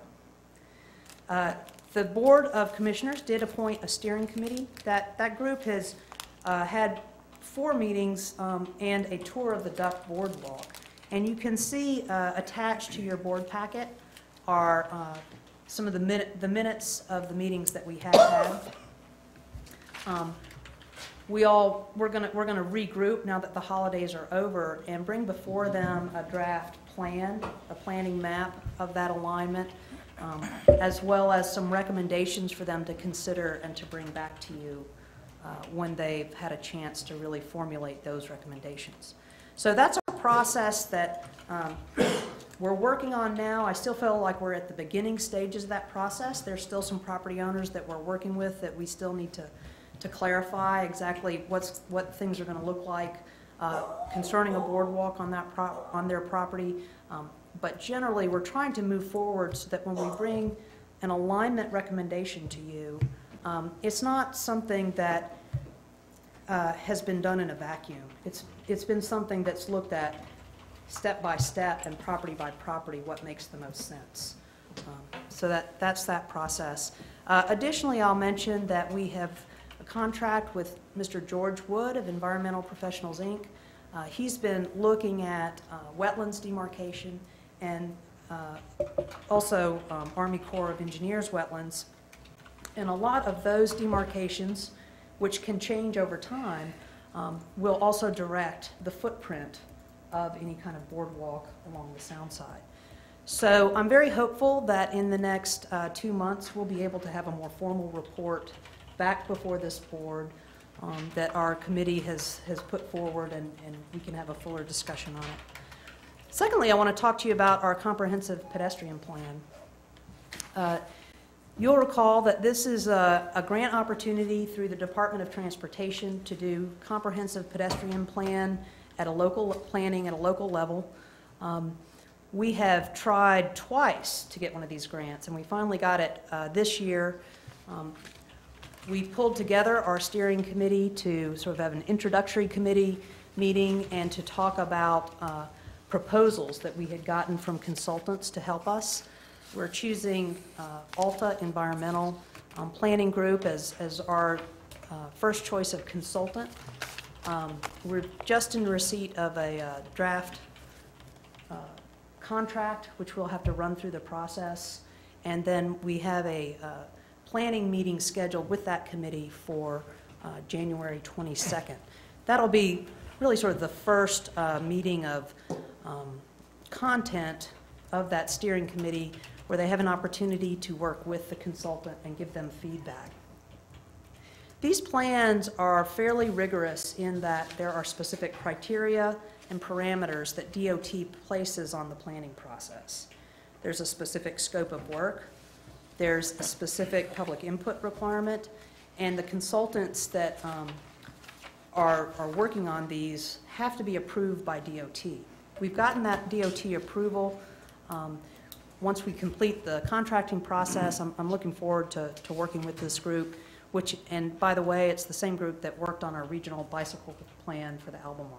So we're very fortunate in that we have a great steering committee that represents a wide group of interests, both from the healthcare community and from sort of the public education standpoint and public safety, as well as technical planning. So I'll be bringing forward additional updates on that as we move forward with that process, and I'm happy to answer any questions on either the boardwalk planning or the pedestrian planning process. Any questions for Elizabeth? No, but Mayor, I have a request. The manager has stressed to the board, and I say the board, current and previous, the importance of the RPOs now as we move forward into planning. And I'd like to request that you appoint the RPO representative as a formal member of this group in order to keep them involved. They're who we go through for grants and different things, so I think it would behoove us to have that as a member of this committee. Okay.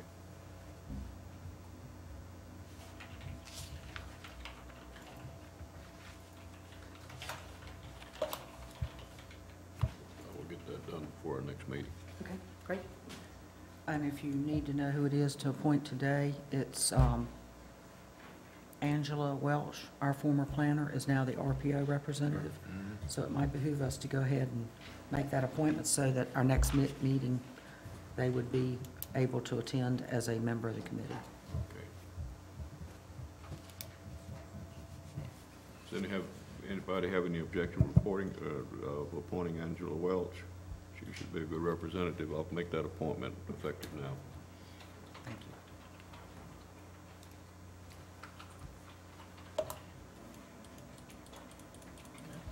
Under old business, Mayor, yes.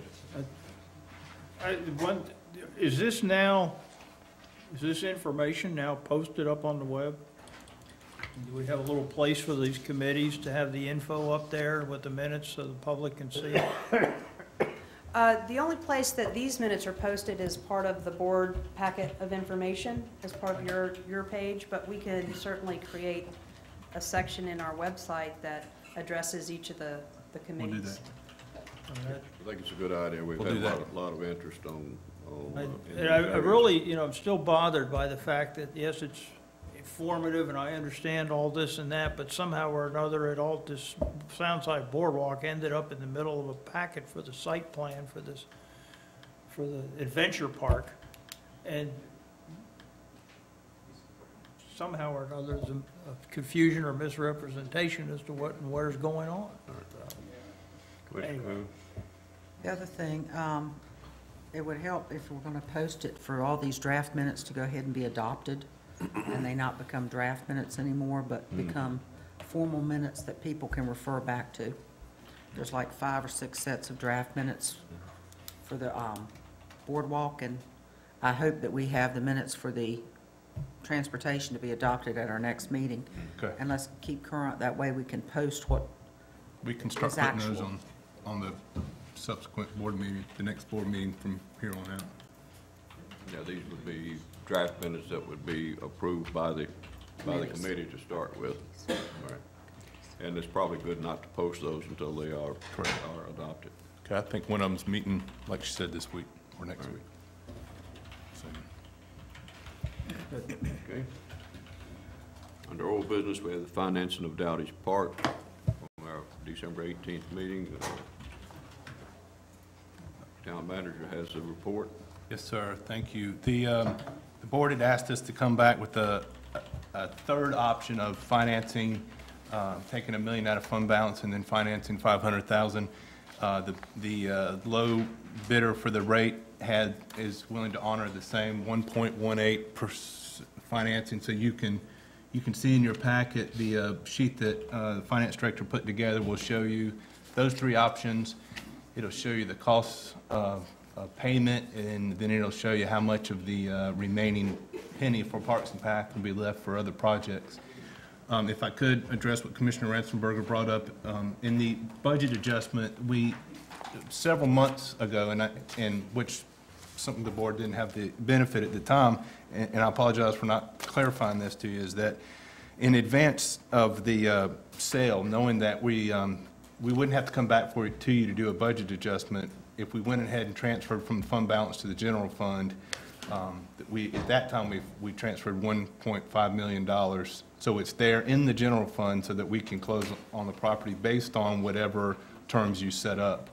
What finance director did in this budget adjustment was make that $1 million instead of the 1.5. Is that correct?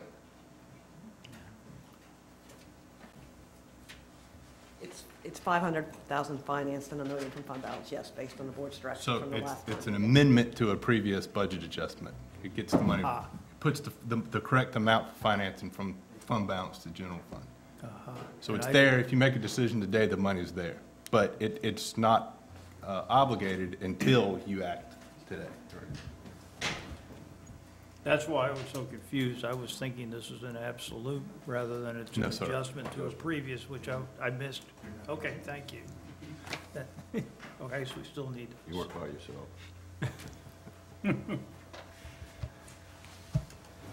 What's the pleasure of the board?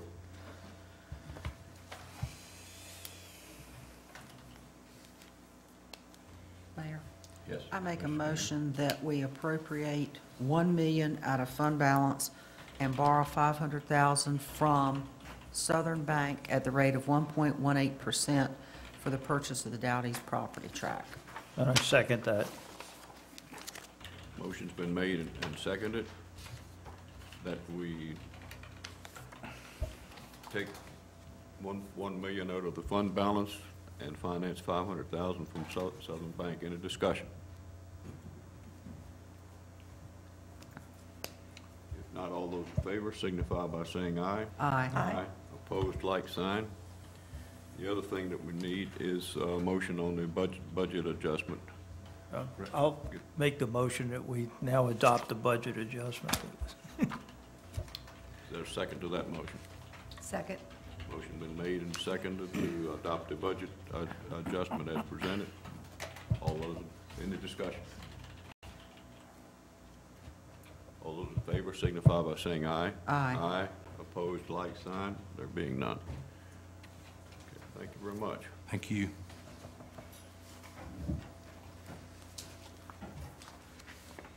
Okay, next item is committee reports. We have in committee reports this morning. We will be making our new committee assignments at the retreat later this month, so be thinking about which committees you want to serve as liaisons to.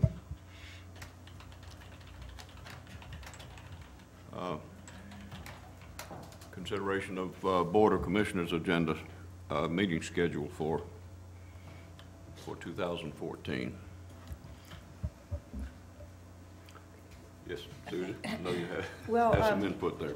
I did a little research on what other communities, what time they have their meetings, their mid-month or evening meetings. Dare County meets at 5, Southern Shores meets at 5:30, Kill Devil Hills meets at 5:30, Kitty Hawk meets at 6, Mania meets at 6:30, Duck meets at 7, and we meet at 7.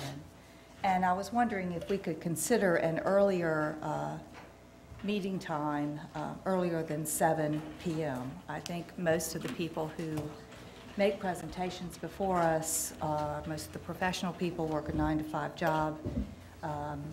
Many of the people that comment may work 9 to 5 and could make a 5:30 or 6 o'clock meeting. I think it would be probably more convenient for staff to come immediately after work as opposed to leaving and coming back.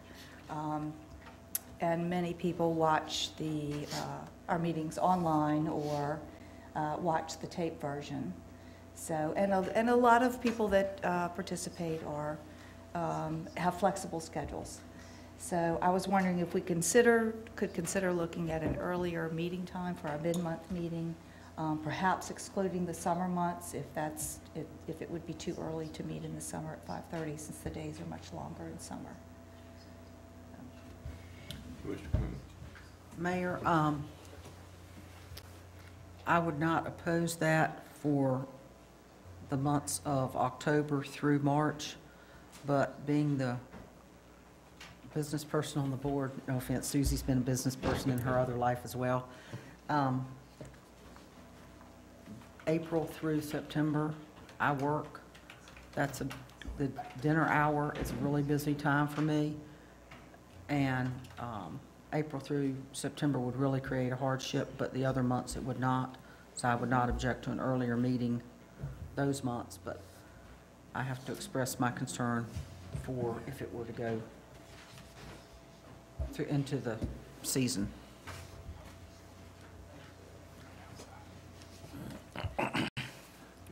Mr. Mayor, I'd like to hear from the town manager on how he feels the staff would feel about this. We'll be here when you tell us to, for sure. But I very much appreciate the opportunity to 5:30 would work, I think, ideally for staff. Selfishly, I understand the need for the summers, but it would be nice for us to be able to have that break, get things together, and then be here at 5:30 and be done at 7:30 instead of starting at around that time. So I think from our standpoint, and we do have some staff that travel, and but if we were included in the vote, I think we'd vote 5:30.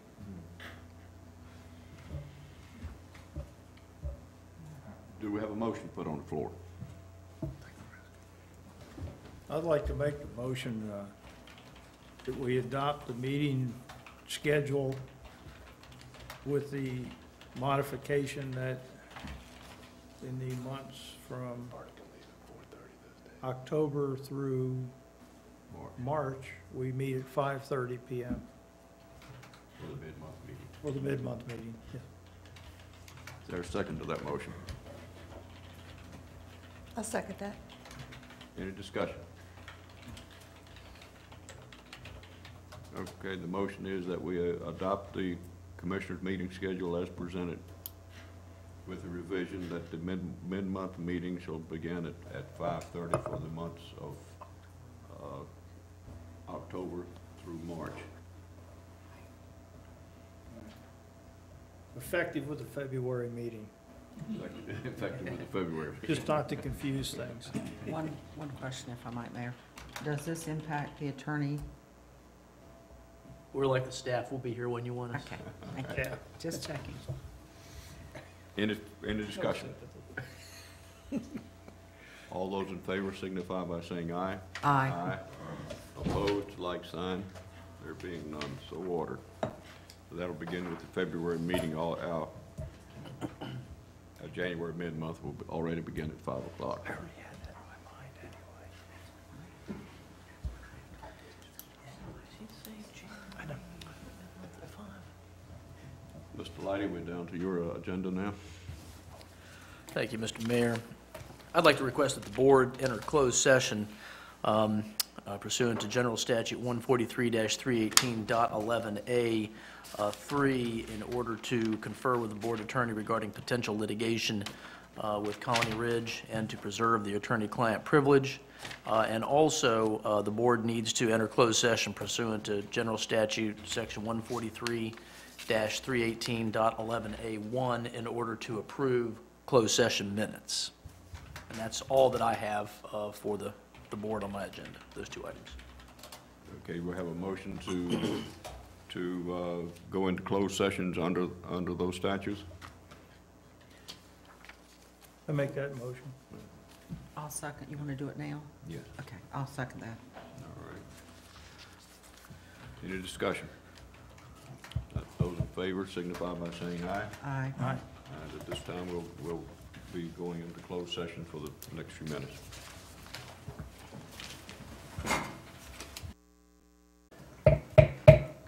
Board of Commissioners back in session. Mr. Leidy, would you like to make a report on the closed session? Yes, Mr. Mayor. The board did confer with the town attorney regarding a potential litigation matter. The board also directed the town manager to send a letter to Colony Ridge regarding the status of the improvements and the failure to comply with the timetable set forth in the lease that currently exists between Colony Ridge and the town. The board also took action to approve the closed session minutes for the last 6 months of closed sessions conducted by the board. The board also took action to approve the opening or closure of those closed session minutes. There's a schedule reflecting the disposition of those minutes that is available through the town clerk's office. Other than that, no other actions were taken in closed session. Thank you very much. Items referred to in presentation from the town manager.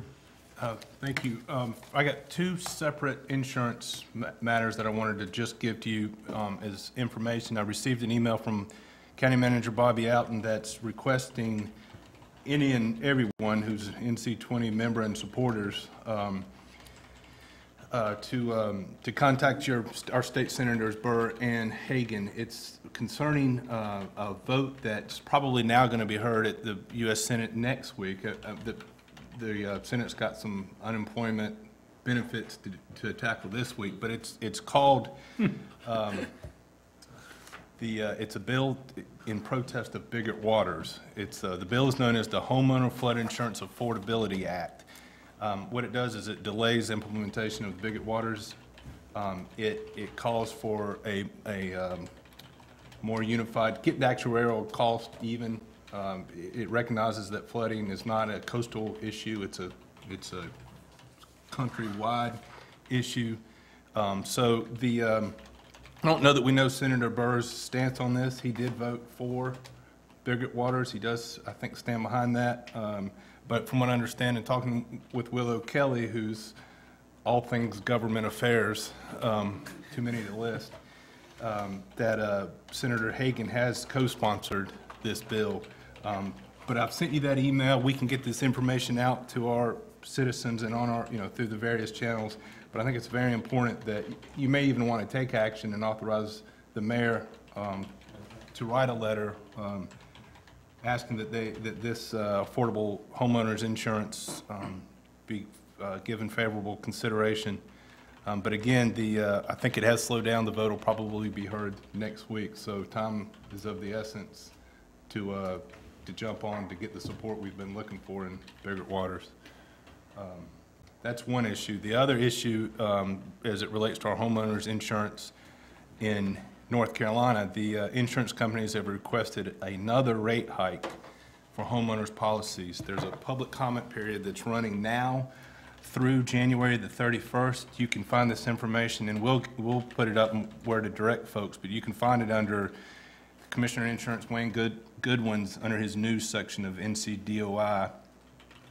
There's the additional, the requested rate changes range from a negative 2.7% to 35% increase, and I believe the last increase just 6 months ago was 25%?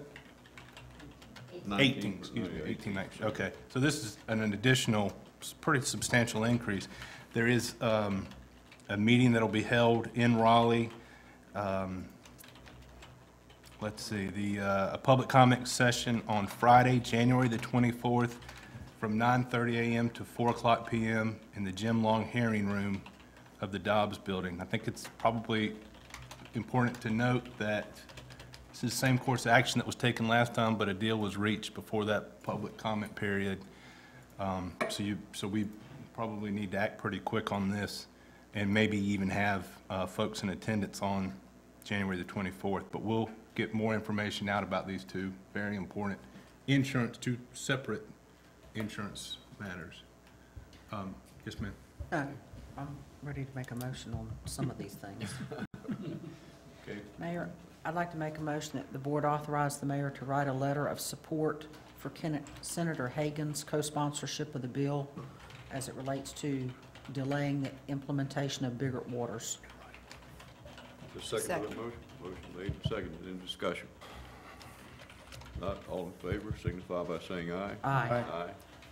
Mayor, I'd like to make a motion that the board authorize you to write a letter to the Commissioner of Insurance for the state of North Carolina opposing the proposed rate increases of 35% in residential insurance, or I don't know if it's commercial and residential. That's homeowners policy. Homeowners. Second to that motion. Any discussion? I have a question. Yes. And might be that Willa could answer it, but Thank is it beneficial to request a hearing since there hasn't been one in 20 years? I would suggest we take full advantage of Willa's presence if it's the Yeah, board's. I was going to call on Willow anyway, because she's giving a presentation tomorrow evening that all of us ought to be attending if possible. With regards to the homeowners filing that was just filed 5 o'clock last Friday, by the way, the insurance commissioner has the option to deny the hearing or to deny the filing as presented. He has the option to call for hearing after the department reviews the filing and finds certain things or that they feel is necessary to call for a hearing. There has not been a hearing on a homeowner's insurance rate filing in 20 years. So there has not been public scrutiny or transparency of what is involved in the rate filing since 1993. There has been a hearing held on a dwelling rate filing, which is separate from the homeowner's insurance rate filing. The homeowner's insurance rate filing, I've been through it. They are requesting 35% increase here on the Dare, Currituck, and Hyde Outer Banks portions, lower increases inland, just as they did last time. The insurance commissioner has come out and publicly stated he will not reach a settlement agreement on this filing. He will call for hearing. We would like to push that he deny the hearing altogether, and if that is not going to be the case, to hold a hearing. The hearing is public in that the public can attend. It is not, when a hearing is held, it is more like a jury trial-like process. The Department of Insurance, they present witnesses as to why they don't agree with the filing. The Rate Bureau presents witnesses as to why the filing is justified. Just for public record, the rate filing includes indicated rate increases for Dare, Currituck, and Hyde Outer Banks of 120%. They actually say they need 120% increase, and that's what is justified in this filing. They are capping it at 35%. They are saying in New Hanover, Carteret, Brunswick, the Wilmington area, they actually need 132% increase. That would put the rate somewhere around $4,600 for $75,000 worth of coverage in that area, and about I believe about $3,200 for our area. The rate increase of 35% with just $75,000 worth of coverage is a premium of about $2,500. So it's a very large increase coming on the heels of increases that were just approved July 1st. 18% here on the Outer Banks Barrier Island portion of Dare County. That increase for those people that haven't even gotten the renewal notice between now and June 30th haven't even seen that increase yet. And they are asking for this 35% increase to take effect in August of this year. So we all need to be very involved and submit public comments through January 31st, attend the public comment period, if at all possible, in Raleigh on Friday the 24th. In the last rate filing in 2012, we had over 8,000 comments submitted, which was just record-setting. Comments had never been submitted to the Department of Insurance like that before. But the cost of insurance affects the affordability of housing. It affects the ability to finance a house, refinance a house, and with, on top of flood insurance changes that are taking place, you know, our people that have a mortgage here are being hit very hard.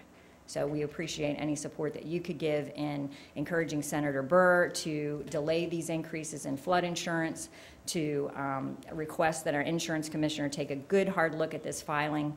I looked at the numbers. For a $1,000 loss cost, they're saying they need within the same premium $1,700 to cover the cost of reinsurance. And so I don't want to get into numbers because you get a deer in the headlight look when you start talking about numbers with insurance. It's very complicated, but the numbers just don't add up and make sense to me. So we'll be developing actually some talking points that will be sent out through OBAR and the home builders and NC20. Also, we're going to start doing some videos that to get on YouTube about the ins and outs of insurance and flood insurance and terms and whatnot, and what you need to understand. And I will be giving a presentation on behalf of the League of Women Voters Thursday night in the town of Kill Devil Hills Town Hall at 7 o'clock. So thank you for your support. Yes. So we should ask him to deny the rate hike. Deny it first, right. And then also request a hearing. Deny first and foremost, and if not, call for hearings so that there could be further public scrutiny and transparency of this process that the public has not had the opportunity to have in 20 years. Okay. We'd like to know how they come up with these numbers and what goes into developing the rate filing. The head of the North Carolina Rate Bureau, Ray Evans, has publicly stated in an article, I think in Sunday's News and Observer, that they are trying to catch up to the rate that is needed. The 120% increase is what they're saying they need. And in doing so, in my opinion, I feel that this is a move towards, if they're going to say they're going to do a filing every year now, when it used to be 5 years and then it was 2 years, if the Rate Bureau is planning on doing a rate filing every year that he stated in this article, this, I think, is a political move on their part to move to a file and use system, where the companies would file the rate they want to use every year, like they do in other states. So I feel that this is kind of a behind-the-scenes move on their part in coming back with this rate filing so quickly. Thank you. Okay. Anything else? Willow. Thanks. And what's net effect of this is will make real estate on the Outer Banks unaffordable, and because the numbers just won't work out. So we've got to take action. We have a motion and a second on the floor to send a letter to Insurance Commissioner Godwin to first deny the rate claim, and if not denial, to at least hold public hearings. Any discussion on that motion? I think, I'd like to clarify that it's not that it makes real estate unaffordable, it makes life unaffordable for a large segment of our population. They're stuck in a home that they can't sell, that they can't afford to live in, and stuff like that. So, you know, the impact on the real estate market is one, but the impact on an awful lot of folks that are down here is really the sad part. They can't sell a house and can't afford their insurance premiums. And most of them have never had claims, Right. if you talk to them. Yes, Renee? Mayor, I would also ask, and this is not a motion, this is part of the discussion, that we put those talking points on our website, or put a link to those talking points on our website in big, bold letters, so that the people that look at our homepage can see that link and go to it with suggested letters that they can write to add to it. And the same with the video when it's available. That we link to the videos as well. Link to the video, YouTube video also. Any further discussion on the motion? Not all in favor, signify by saying aye. Aye. Aye. Opposed, like sign. There being none. Okay, so ordered. Anything else? Yes, sir. The North Carolina Beach and Inlet Waterways Association 2014 local government annual meeting will be held at Jeanette's Pier March 17th and 18th.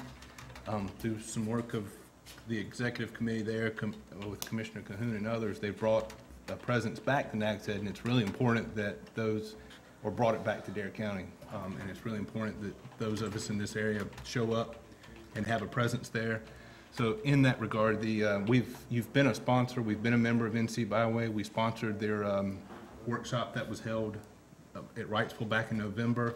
We have $500 remaining in your budget, but I'm asking that you consider increasing that to a $1,500 sponsorship. The county manager has asked that, along with the county, the town of Nags Head, Kill Devil Hills, and Duck going together to sponsor the Monday night reception at the cost of $6,000, so it'd be $1,500 apiece. So, and the finance director would be able to bring back a budget amendment showing where that $1,000 would be transferred from. It'd probably come from lap salaries or something that came under budget. Regardless, the money's there. In years past, when they've been at Jeanette's Pier, we've offered we get the benefit of one free use of Jeanette's Pier for a meeting yearly at about a cost of $750. So if you're inclined to increase this to $1,500, I can offer that to deduct that $750 if they would like to use that. So I'm asking that you give me the authority to make, or that you all sponsor this workshop in the amount of $1,500 reception. Do we have a motion on the town manager's request? I'd like to Yes. Make a motion that we sponsor it to the tune of $1,500 part of which from might, some source. part of which might be part of our use fee, or just $1,500. Let them come up with an option. Okay. I mean, I don't need to make the detail, let him figure it out. Second to that motion? Second. Discussion. Sorry. Mayor, Yes, ma'am. a request. You noticed that there are only 3 towns mentioned. Perhaps at the next mayor's lunch, that you could try to talk to Kitty Hawk and Southern Shores about becoming part of the organization, because it works on the behalf of everybody, not just 3 towns. It works on behalf of all the towns, and I realize that the beach communities have a little bit more issues than perhaps the town of Manio, but it'd be nice if all the beach communities would participate jointly We will certainly and join that organization. It's not that expensive to join, but we all get the benefit of their work. We'll certainly do that. Vote. We did not. No, we got a motion on the floor and a second that we sponsor a portion of the NCVIWA conference with up to $1,500. Is there any further discussion? Not all those in favor signify by saying aye. Aye. Opposed, like sign. There being none.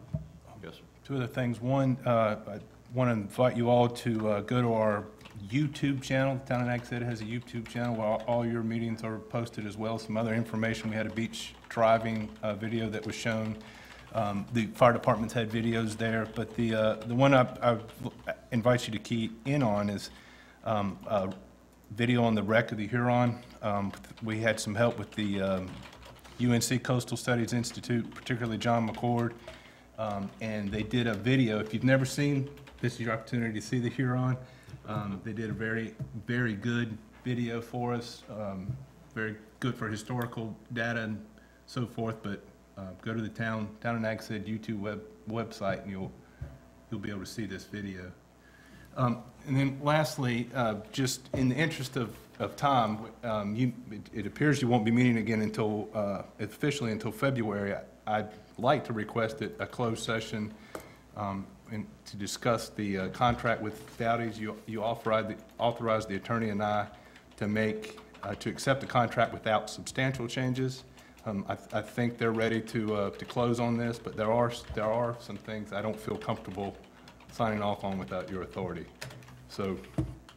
So at the appropriate time, I'd ask that the board return to closed session pursuant to General Statute 143-318.11A5 in order to to discuss these additional terms and give instructions to the town's manager and attorney. It will be brief, I promise. let's hold that down to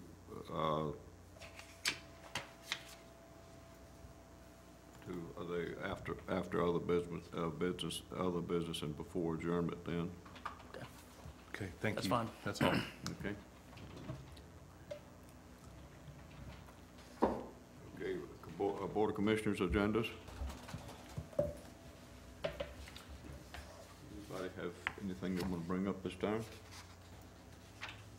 Yes, Commissioner Rose. I'd like to ask the manager, what is the status of DOT's request for the outfall extension? Let's see, I believe is it scheduled to go to the CRC? I'm gonna ask David Ryan to help me with this one. Originally, it was scheduled to go to the December CRC meeting. I have not got confirmation back that it's on the next agenda. Has the request been denied to extend the outfall? No, not as of yet. Not We're to my still knowledge. waiting on the CAMA to review the permit before it's denied and goes before the CRC. That's correct. Yeah, it has to be denied before it comes, but one of the reasons I asked is CRC will be meeting here in late February, and it would behoove traveling if it were heard on that agenda. Okay, we'll immediately Right. get an update. I've followed up with John Abel from DOT, who's heading up that permitting process, to find out exactly where we are, and I'll go ahead and follow up with another inquiry on that. Thank you. Yes, ma'am. And the only other thing I have is, our beach nourishment's really great, but it is creating chaos with some property owners as the sand dunes. Number one, our sand fencing was installed too far west last year, which is causing chaos as the sand dunes are encroaching upon property. And we really need to get coastal management down here to discuss putting that sand back on the beach and away from the properties. Because the time period to do that ends April 30th, and that needs to be done much more rapidly because it can't wait until next October. Right. So if the manager could please go ahead and get Yes, ma'am. Mr. Jennings down here. He's been asked for a couple months now, so. Yes, ma'am. Okay, that's all I have. Thank you, Mayor. Thank you. Any other commissioners? Commissioner Ratzenberger? Mr. Toth was in and made a comment on the aerial park and not knowing about the meeting. As I understand it, if we have a variance or conditional use hearing, or either a Board of Adjustment hearing or a conditional use here, there's a signboard put out there at properties so people can see that. I don't think we do the same thing when it gets down to the public hearing on the site plan or whatever. I'm not sure. Do we do that for site plans too? For quasi-judicial processes, site plans coming through quasi-judicial processes, we do. Okay, so almost conditional every use one of them has permits. got a signboard Right. out there. Okay, I just want to make it known that if you do in fact live next to a property, and I think Mr. Toth may have been displaced by a half mile, but if you do live near one, there is a sign out there, and it, along with all the other notices we have here in the town, it's there, and it should tell you that something's coming up. If I could just, on that, initially, the first hearing on that, you did have couple of resident property owners that came and voiced concern. And I believe with this one, in your review in the sunset on this, we asked if there had been any issues. So we solicited from those that had made comment previously to make sure they weren't ill-affected. That's correct, and we did not, in terms of staff, receive any negative comments concerning that Ferris wheel as well. So perhaps he had heard something that we didn't.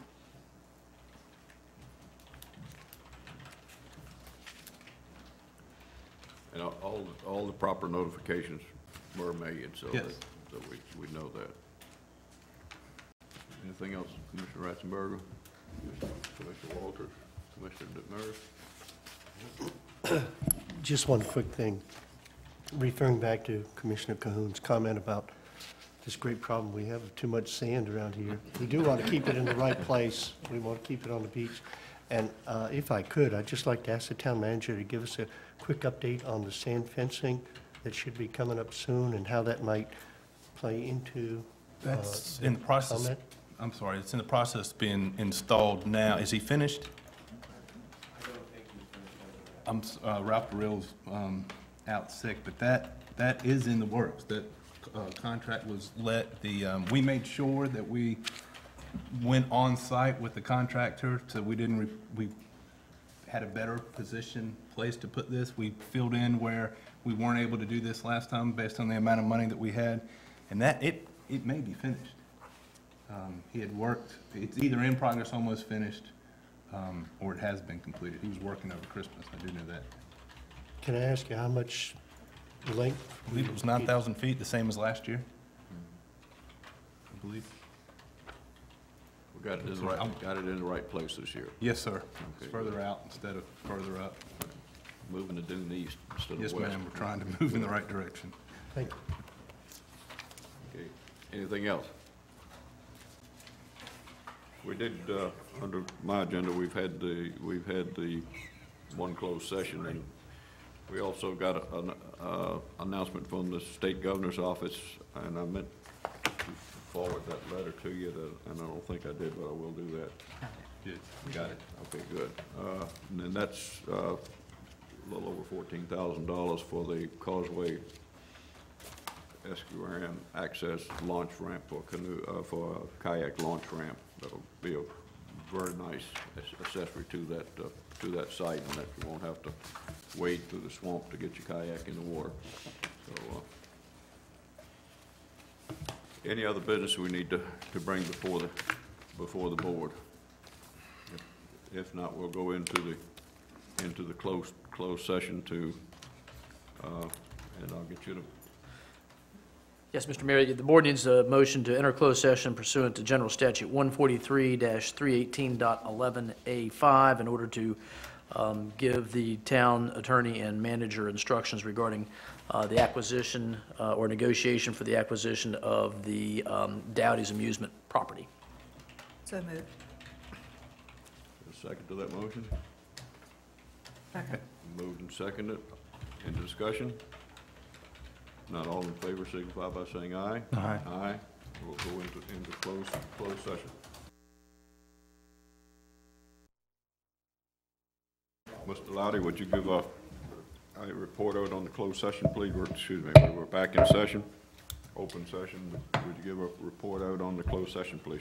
Yes, sir. The board did discuss some proposed terms for to be included in the town's contract to purchase the Dowdy Amusement Park property, but no formal action was taken in closed session. Okay, thank you. We need a motion on the additional term that we need to add to the contract. Yes, Mr. Mayor, based on the input we have received from Dwight Wheelis, who represents the seller in connection with the Dowdy Park property, I recommend that the board approve the addition of the following term to the contract to purchase and be included in the deed. The term would read, for the period 1 week before Memorial Day through 1 week after Labor Day, the Dowdy Park property will not be used for, quote, amusement devices, close quote, whether free or paid, as they are defined in the current statute, NC General Statute 95-111.3A. Do we have a motion to that effect? So moved. There's a second to that motion. Second. Motion's been made and seconded. Any discussion? If not, all in favor of the motion, please signify by saying aye. Aye. Opposed, like sign, and there being none, so unanimous. All right, Mr. Mayor, we will communicate to Mr. Wheelis that the town is in agreement with that term. Okay, good, thank you. Is there anything else we need to discuss today? If not, I'll entertain a motion that we adjourn. We will not have a mid-month session other than the forum, which will begin at 5 o'clock a week from today on our local business forum. 5:30. Isn't it? 5? Five We're for meeting that. at 5? For Oh, that- okay. For that The forum. workshop. Oh, the forum, For oh, the the forum, small right. business, And you're that's- right. And that's all we'll have for mid-month, it will be our forum this month. My apologies. Do we have a motion to adjourn? So moved. Second. Been made and seconded. All in favor signify by saying aye. Aye. Opposed, like sign. There being none. We are adjourned. Thank you very much.